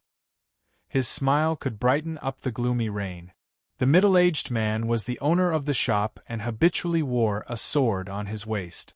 The reason why Ning Ke could clearly remember the middle-aged man was not only because he was the first customer of the old brush pen shop. On another rainy day, the middle-aged man came to the old brush pen shop with an oil paper umbrella. At that time, Ning Ke squatted on the ground and ate noodles. The middle-aged man squatted beside him and said a few words to him. "I'm going to kill. I need someone by my side." Because of these 2 words, the 500 taels of silver note and darkie's entrustment, Ning Ke followed the middle-aged man into the rainy night and into the shabby Spring Breeze Pavilion Street that had not been renovated. Then they began to kill, side by side, until everyone was killed. They walked back to the old brush pen shop and ate a bowl of noodles with fried eggs. The middle-aged man had a very arrogant surname and a very gentle name. His surname was Chao, which was the Chao of the Tang dynasty. His name was Chao Xiaoshu. Ning Ke and Chao Xiaoshu did not meet many times. But he remembered Chao Xiaoshu and would never forget him for the rest of his life. He also recognized the seemingly ordinary cyan steel sword that Chao Xiaoshu carried. But that sword was held in the hands of Lu Yiqing, a powerhouse from the South Jin Kingdom. This was not the Spring Breeze Pavilion. Ning Ke looked at the sword and said after a moment of silence, "I won't use arrows today. I'll use a knife." For some unknown reason, he did not ask Lu Yiqing about the origin of the sword. Also, for some unknown reason, Lu Yiqing took the initiative to mention the sword. "You recognize this sword?" Ning Ke nodded and said, "This is the sword of old Chao of the Spring Breeze Pavilion." Lu Yiqing looked at him and said calmly, "Don't you want to know why this sword is in my hands?" Ning Ke thought for a moment and said honestly, "Yes." Lu Yiqing seemed to be satisfied with his answer and said, "Old Chao of the Spring Breeze Pavilion. What an interesting name. On that rainy spring night 2 years ago, I think the Spring Breeze Pavilion smelled like blood. You may have forgotten that you had killed a sword master from the South Jin Kingdom." Ning Ke silently recalled the scene on that rainy night. Even though Chao Xiaoshu and he had killed too many people that night, it was not easy to forget that powerful sword master from the South Jin Kingdom. He murmured, "So that person was a disciple of the sword Garrett of the South Jin Kingdom." Lu Yiqing said expressionlessly, "He was the core disciple of my eldest brother, but he died tragically under the joint attack of the 2 of you. There has to be an explanation for this. Chao Xiaoshu was defeated by me, so his sword is now in my hands. But you are still missing, so I waited for you at the gate of the academy for 3 months. Ning Kei's eyebrows had been slightly raised ever since he saw the sword. Even when he was answering honestly, his eyebrows did not fall. However, when he heard Lu Yiqing say that Qiao Shaoshu had been defeated by him, his eyebrows suddenly fell down. His expression was extremely calm, even a little chilly. Lu Yiqing said, "Do you want to know where Qiao Shaoshu is now?" Ning Kei's tone was still very honest. "Yes." Lu Yiqing looked at him and said coldly, "Then show me your true strength and fight with me. Regardless of the outcome of this battle, I will tell you what you want to know." Ning Kei suddenly laughed. After thinking for a moment, he turned around and walked towards Sang Sang, who was under the green tree by the side of the field. Lu Yiqing thought that he was going to retrieve the rumored terrifying iron bow and smiled proudly. Ning Kei walked to Sang Sang but did not move. He was not here to retrieve the primordial 13 arrows, but to retrieve something else that sixth brother had just prepared for him. Because at that moment, he was ready to kill this South Jin Kingdom swordsman called Lu Yiqing. But when he walked to Sang Sang, he suddenly changed his mind. Because sometimes being alive was more painful than being dead. So he walked past Sang Sang and returned to the field. Lu Yiqing looked at him, who was empty-handed, and frowned slightly. He said, "I want to see your true state. I said that I will not use arrows today. I will only use knives." Ning Kei stretched out his right hand and looked at him calmly. "Because you are not worthy." Lu Yiqing still did not get angry. He asked indifferently, "Then who is worthy?" "My iron bow has shot Prince Long Qing and the Tao Attic. You are not as good as these two, so you are not worthy." After saying this, Ning Kei took a deep breath and tightened his grip. His right hand grasped the hilt of the knife behind him that was pointing diagonally at the sky. He slowly pulled out the black and long padao. His movement was very normal and casual, but it was firm and did not allow anyone to interrupt him. Just like that rainy night 2 years ago, when a middle-aged man in a green robe killed his enemy in front of him with his sword. He was defenseless in close combat and did not hesitate to give his life to Ning Quebec. Lu Yiqing clearly sensed the change in Ning Kei's aura. But his emotions did not change. His dirty and dusty clothes fluttered in the spring breeze. He was like a bright sword that had been washed by the spring water. His most respected brother had once told him that no matter what kind of enemy he faced, and no matter how the enemy changed, all he needed to do was to pull out the sword and stab into the enemy's body. So Lu Yiqing calmly pulled out the cyan steel sword from the sheath and stabbed straight at Ning Kei's body. It was straight like a stick, like a willow that was frozen in time and no longer swaying. There was no sword style, and no flying sword whistled through the air. This was the simplest sword. But it was the most powerful sword. The sword Garrett of South Jin Kingdom was different from other sword sects in the world. They did not cultivate the art of swordsmanship. The disciples of the sword Garrett would never use their psyche power to control the chi of heaven and earth, and then use it to control their natal swords. The disciples of the sword Garrett only trusted the hand that held the sword. Their most powerful swordsmanship was the sword in their hands. With the sword in their hands, they did not need to use the chi of heaven and earth to control it. They could directly gather the chi around the sword. This was the swordsmanship of the world's most powerful sage of sword, Liu Bai. With the sword in his hands, it was like a river. Invincible in front of him was invincible in 10,000 miles.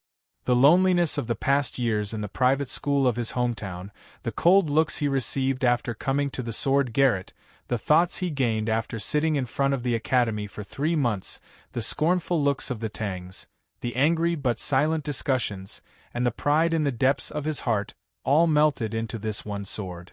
It was such a simple strike, but Lu Yiqing had poured all of his cultivation into it. The air in front of the blade suddenly collapsed and retreated in all directions, creating an absolute vacuum. The few green leaves that danced in the air could not even land on the clean green brick ground before they turned into powder. The chi of heaven and earth outside the side door of the academy shook violently and gathered into the sword in his hands. Then it seeped out from the blade, forming a wind and thunder that whistled. In an instant, Lu Yiqing had crossed the distance between the two of them. The tip of the sword carried the wind and thunder and directly hit Ning Kei's face. This is the 6th chapter. I'm crazy. Then, there's still the 7th chapter. I'll sleep after I finish it. I really don't know when I'll update. I'll try to finish it before 8:30. I have to continue writing after I wake up. Wipe my sweat. To be continued. If you like this work, please come to Chidian.com to vote for me. Your support is my greatest motivation. Chapter 402. The wind and thunder at the tip of Lu Yiqing's sword shocked all the onlookers. People's exclamations were still brewing in their throats, and there was dead silence. How could such a simple sword contain such a powerful force? Including the cultivators, among the onlookers at the side door of the academy today, only Cheng Lixue, the priest of the Revelation Department of the West Hill Divine Palace, could really understand this simple sword. He was the only one who had already noticed the horror of Lu Yiqing's sword when he just stabbed. He held the window with his right hand and remained silent. This simple sword was actually not simple. It had the fullest and even the most perfect willpower, with 100 days of waiting and forbearance, and finally had Lu Bai's sword style. Because it was simple, it was powerful. Everything in the world was like this, including Hao Tian's divine light. Cheng Lixue held the window with one hand and felt the sharp sword style from the side door of the academy. He thought that if he was facing this simple sword, he would definitely not be able to take it. He could only retreat to a place where there was no place to retreat, and use the desperate situation to squeeze out the possibility of the impossible. Even if Prince Longqing was still alive, facing such a simple and powerful sword style, facing the wind and thunder at the tip of the sword, he could only choose to temporarily avoid it and risk being injured to find the last chance of survival and killing. If it was the Tao addict in front of Lu Yiqing's sword, could she block it? Cheng Lixue thought of the news from West Hill and silently added in his heart. Of course it was the Tao addict before she went to the wilderness. Then he denied his own thoughts in his heart. If it was the Tao addict before she went to the wilderness, she would definitely not block this simple sword, but would attack with a straight face. Before she was stabbed to death, the person holding the sword would die first. So she would not die. She could deal with Lu Yiqing's sword. The wind and thunder came, and there was a hidden sword style in it. Facing such a dangerous situation and such a powerful sword, Ning Kei chose to close his eyes. There was only one explanation for closing his eyes at such a moment. That was, he wanted to commit suicide. Ning Kei did not want to commit suicide, so he slashed forward while closing his eyes. He knew that with his current cultivation state, he would definitely not be able to take on this sword. So he did not even think of taking it, nor did he try to attack like Yi Hongyu. Instead, he attacked back. The way he swung his blade was very simple. It was even simpler and more primitive than Lu Yiqing's sword thrust. This was because the saber itself was simpler and more primitive than the sword. Swords were deliberately forged by humans to be used as weapons of salute or slaughter. The sword could stab people, but it couldn't stab anything else. The saber was a stone saber that humans picked up from the heavens and the earth. It was first used for hunting. A saber could be used to chop people, but it could also be used to chop many things, such as firewood. Ning Kei felt the heavy weight from the hilt and the subtle reverberation of the blade cutting through the air. A sense of firmness and reliability that he had not felt for a long time returned to his body. He had not chopped firewood for a long time, and he missed it very much. Today, he was chopping wood again. Although his eyes were closed, his movements were still as skillful as ever. It was so skillful that it felt natural. It was so natural that it made people feel comfortable. Only Lu Yiqing, who was facing the blade, felt very uncomfortable and even uncomfortable. Ning Kei's movement was natural as he slashed forward. With a flick of his wrist, the majestic great spirit in his body flowed along the hilt and madly into the blade. Even if it was a treasured saber from the imperial palace, it would instantly disintegrate into countless metal fragments after being injected with so much great spirit. However, this new blade, which had been tempered by sixth brother and had the weight of 3 padeos, was able to withstand the pressure. The slender blade began to tremble at a terrifying speed that could not be seen by the naked eye, as if it would break at any time, or as if it would endure everything in silence forever. A buzzing sound.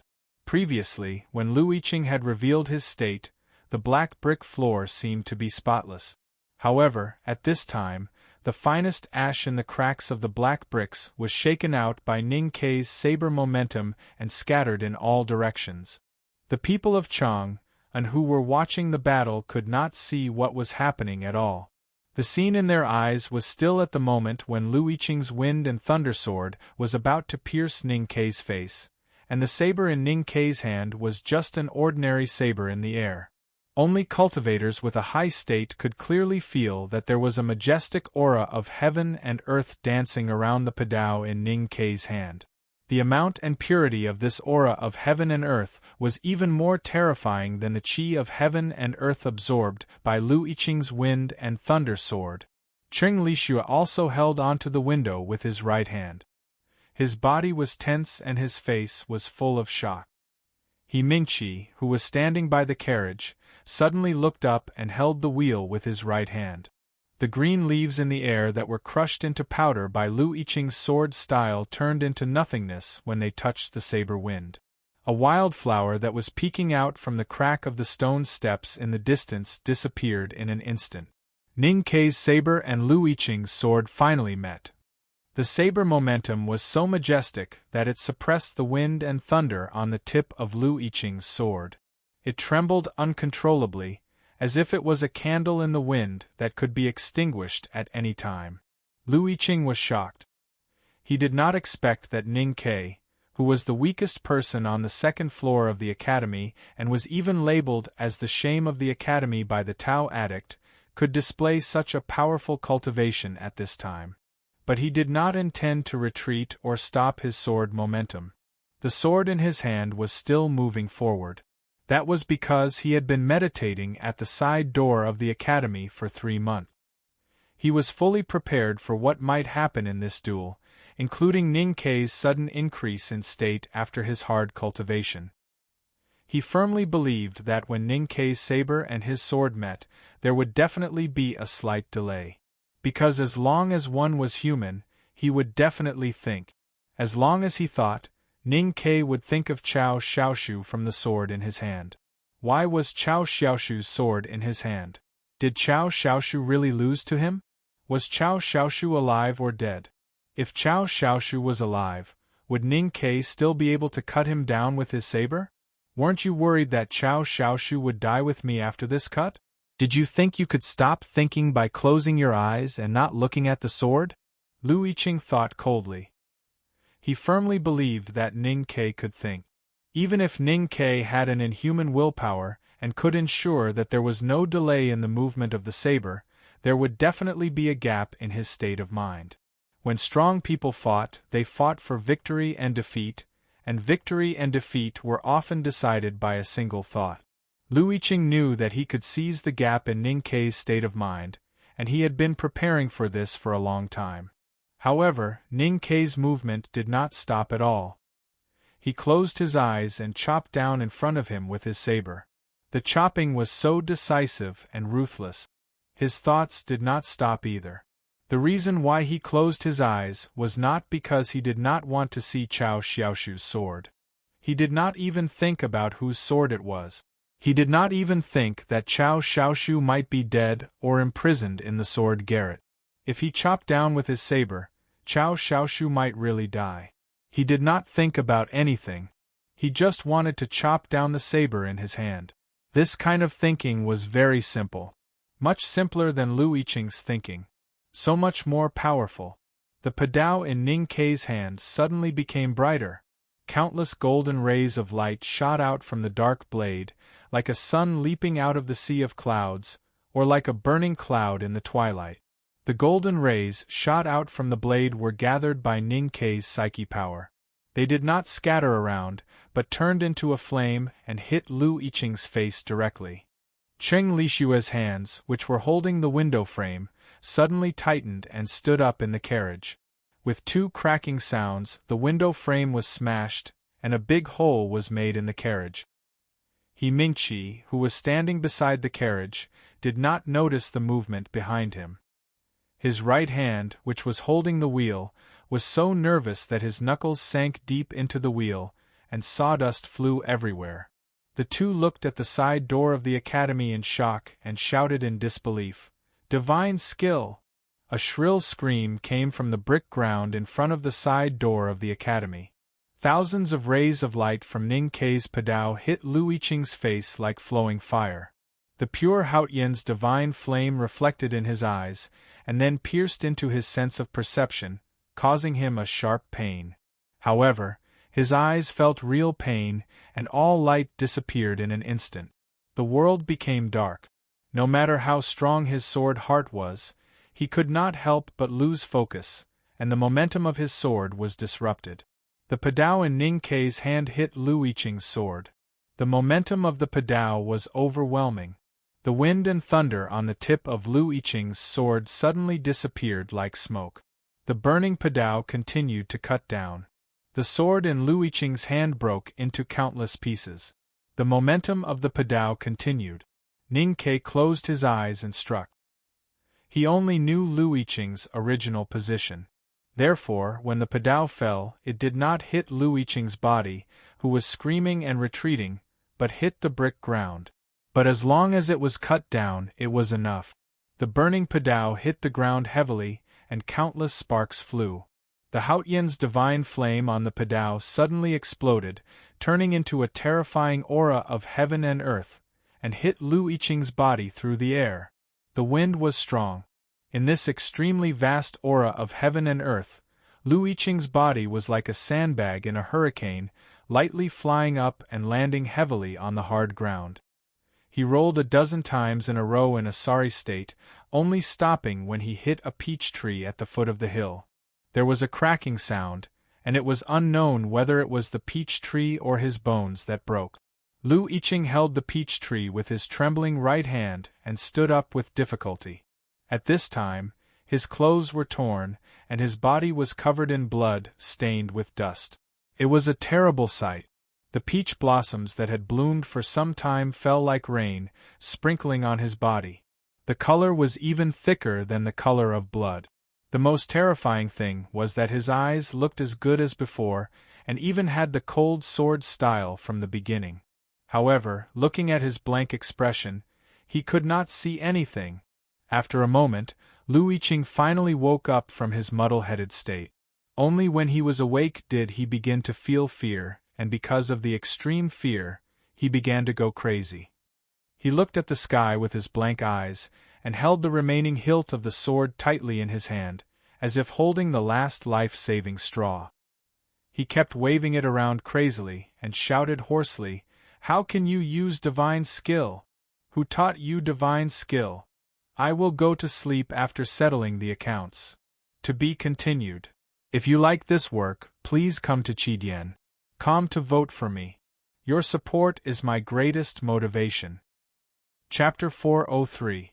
It was dead silent outside the academy's side door. There was no sound outside the brick ground or the carriages by the side of the road. Only Lu Yiqing's shrill cries reverberated in the air. The cultivators from various sects were shocked speechless. From their point of view, Ning Kei had no reason to win today's battle, especially after Lu Yiqing revealed his powerful state before the battle. They thought that even if Ning Kei cultivated in seclusion at the back of the mountain of the academy, he would not be a match for this young powerhouse from the South Jin Kingdom. No one had expected that the battle would end so violently after it started so easily. The scene of Lu Yiqing flying out miserably happened right before their eyes. Could it be that this was the combination of talisman and martial arts that everyone had been talking about recently?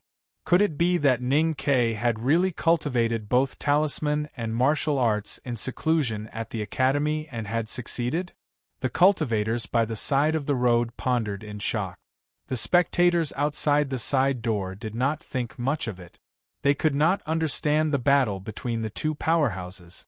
However, in the hearts of the ordinary Tangs, the students of the second floor of the academy were almost like gods. It was natural for them to defeat the swordsmen from the South Jin Kingdom. The reason why there was dead silence was because the battle had ended too quickly and people did not have time to be excited. When they were about to cheer, they saw Lu Yiqing's miserable state and heard his crazed cries. The Tangs worshipped the strong and sympathized with the weak.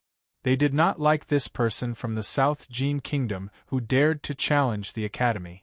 However, when they saw the previously powerful opponent become blind and miserable, they could not help but feel pity for him. They all remained silent.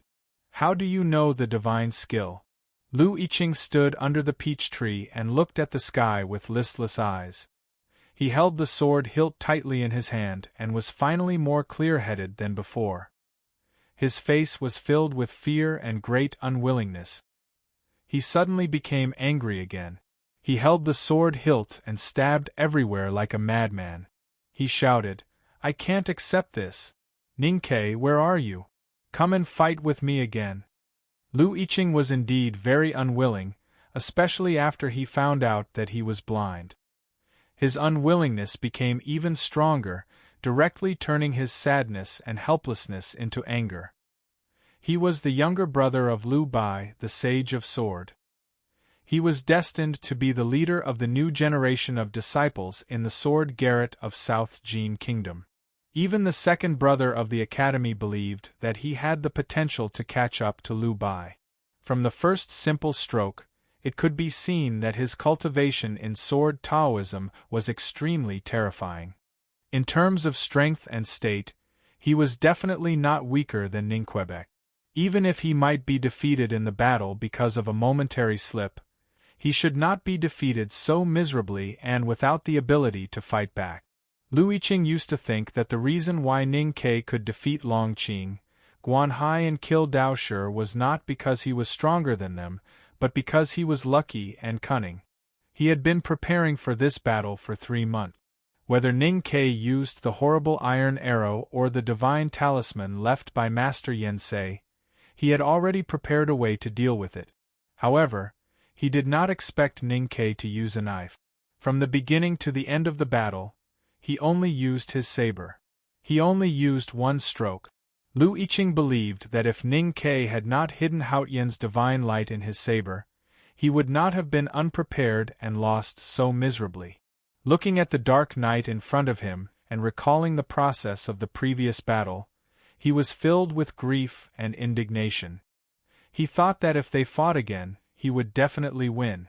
Lu Yiqing leaned against the peach tree, his listless eyes falling somewhere. He held the remaining hilt of his sword tightly in his hand and shouted to the hillside in a trembling voice, "Come on! Let's fight again!" Ning Ke looked at him quietly and suddenly said, "You have already lost. Why should I fight with you again?" Lu Yiqing heard his voice and quickly turned around. He looked over with his horrifying white eyes and almost fell down. He shouted, "Because you cheated, so I am not convinced." Ning Ke looked at him and said calmly, "How did I cheat?" Lu Yiqing's left hand trembled and stroked the rough trunk of the peach tree. He wanted to hold it tighter to make his body more stable. He said in a trembling voice, "This is the academy, and you." Before he finished his words, Ning Ke interrupted him and asked, "The academy? Do you think I, a student of the second floor of the academy, have the geographical advantage? We are in the south of Chang'an, surrounded by Tangs, so you have lost the harmony of the people.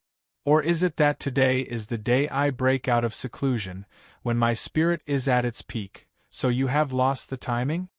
Looking at the resentful expression on his face, Ning Ke sneered and said, "Don't forget that you have been waiting at the gate of the academy for 3 months. The whole world knows that you have been waiting for the day I break out of seclusion. So the location and the time of the battle are chosen by you. So why are you not convinced? Lu Yiqing's body trembled slightly. The blood in his tattered coat mixed with dust and dripped to the ground. Ning Ke had never shown any mercy to his enemies. Although he had turned away from Sang Sang today and did not take out that thing, which meant that he had spared his opponent's life in advance, his original purpose was to make his opponent suffer more than death. So how could he not suffer a mental blow after the victory? So, if you want to be dissatisfied, you should not be dissatisfied with me, but with your stupid thinking ability. You shouldn't have blocked the gate of the academy and provoked our pride. You shouldn't have taken out Chao Xiaoshu's sword to provoke my killing intent. Hearing this, Lu Yiqing suddenly laughed crazily. Snot and tears flowed down his face.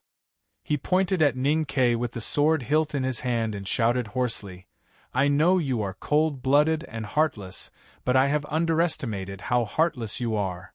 You clearly saw Chao Xiaoshu's sword in my hand, but you did not care about the safety of the person who once helped you. You did not even leave a gap in your mind. I have been practicing swordsmanship for many years, and I have a heart of steel. Today I have met someone colder than me. I should not be convinced that I have been defeated by you.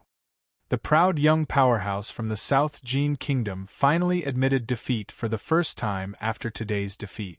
However, his words were still very bitter and full of despair and mockery. Ning Ke looked down at the dust on the bluestone bricks under his feet. He suddenly raised his head and looked at Lu Yiqing. He said, First of all, Chao Xiaoshu and I are just acquaintances. We only talk about fried egg noodles and money. We don't talk about gratitude or hatred. Secondly, I don't know how his sword fell into your hands, but I know that an idiot like you can't possibly defeat him. What right do you have to use this sword to disturb my mind? What right do you have to be unconvinced? It's the toughest before the finish line of a marathon. I'm working hard. Let's start with 2000. The next chapter will be out before 1. To be continued. If you like this work, please come to Qidien.com to vote for me. Your support is my biggest motivation. Chapter 404. Ning Ke walked towards the peach tree. Hearing the footsteps, Lu Yiqing became nervous. He held the hilt of his sword tighter and looked around in panic. He had said that he was unwilling to give up and wanted to fight again. However, when Ning Ke walked towards him, he realized that he was seriously injured and blind.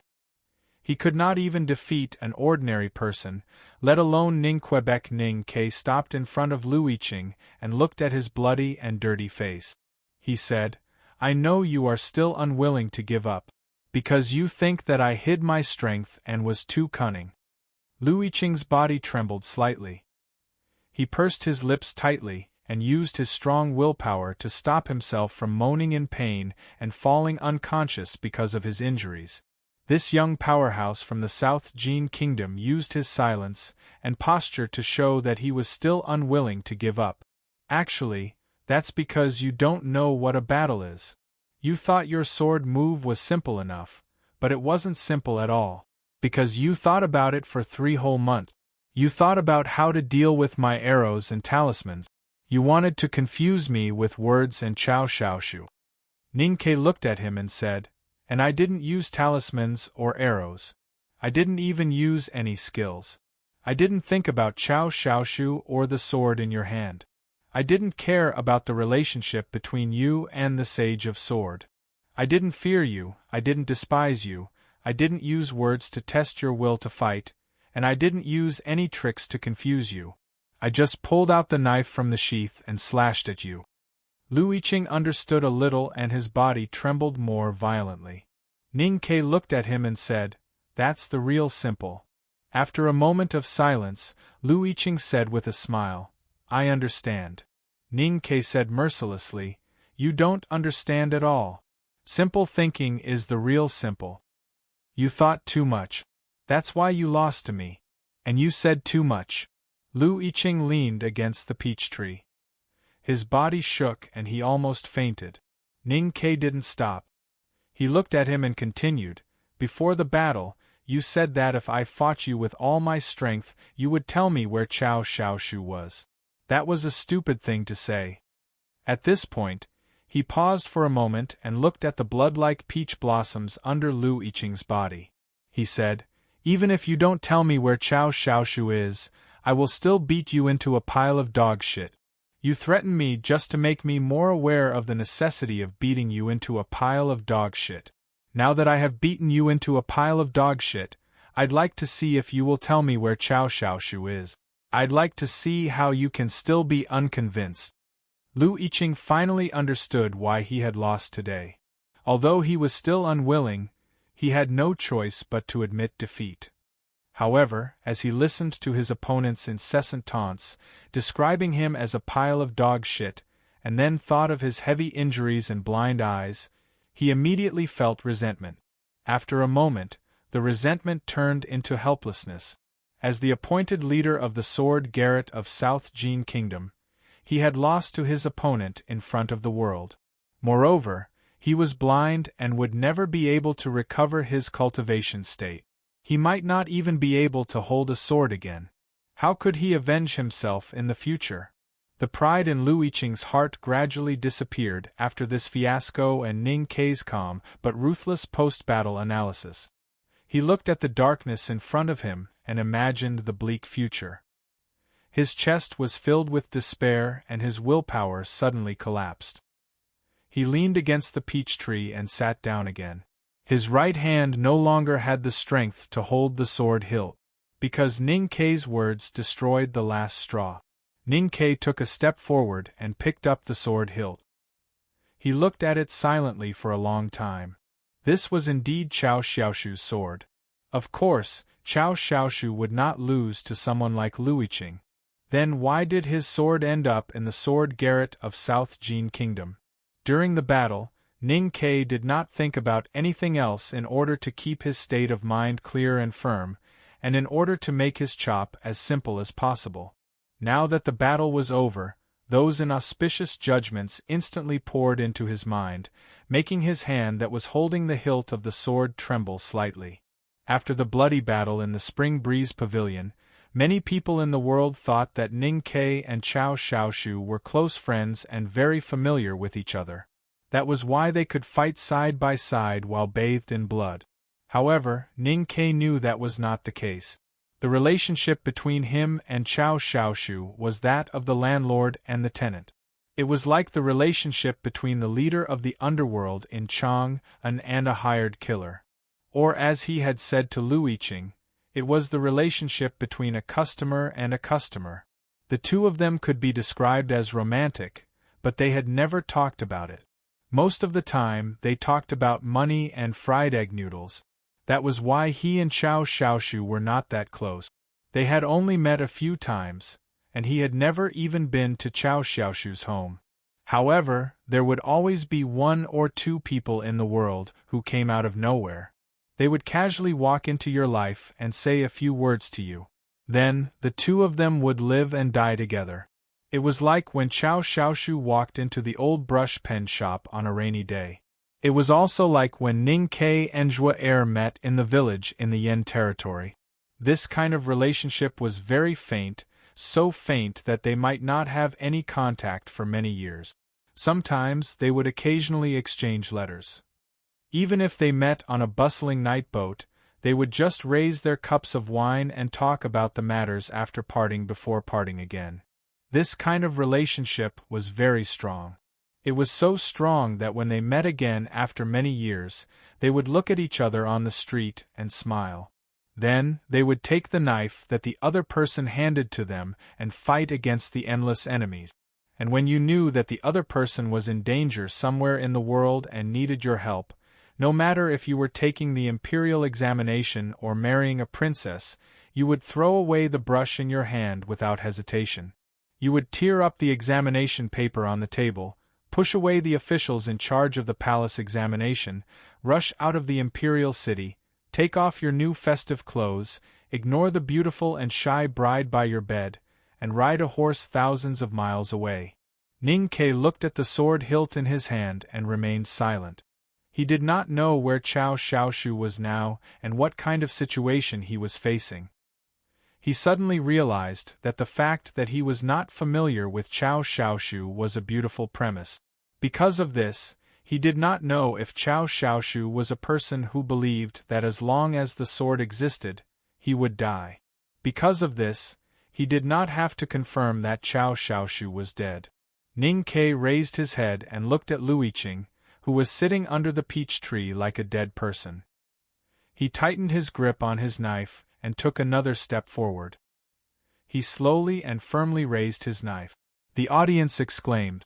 They did not expect that Ning Ke would kill this man from the South Jin Kingdom.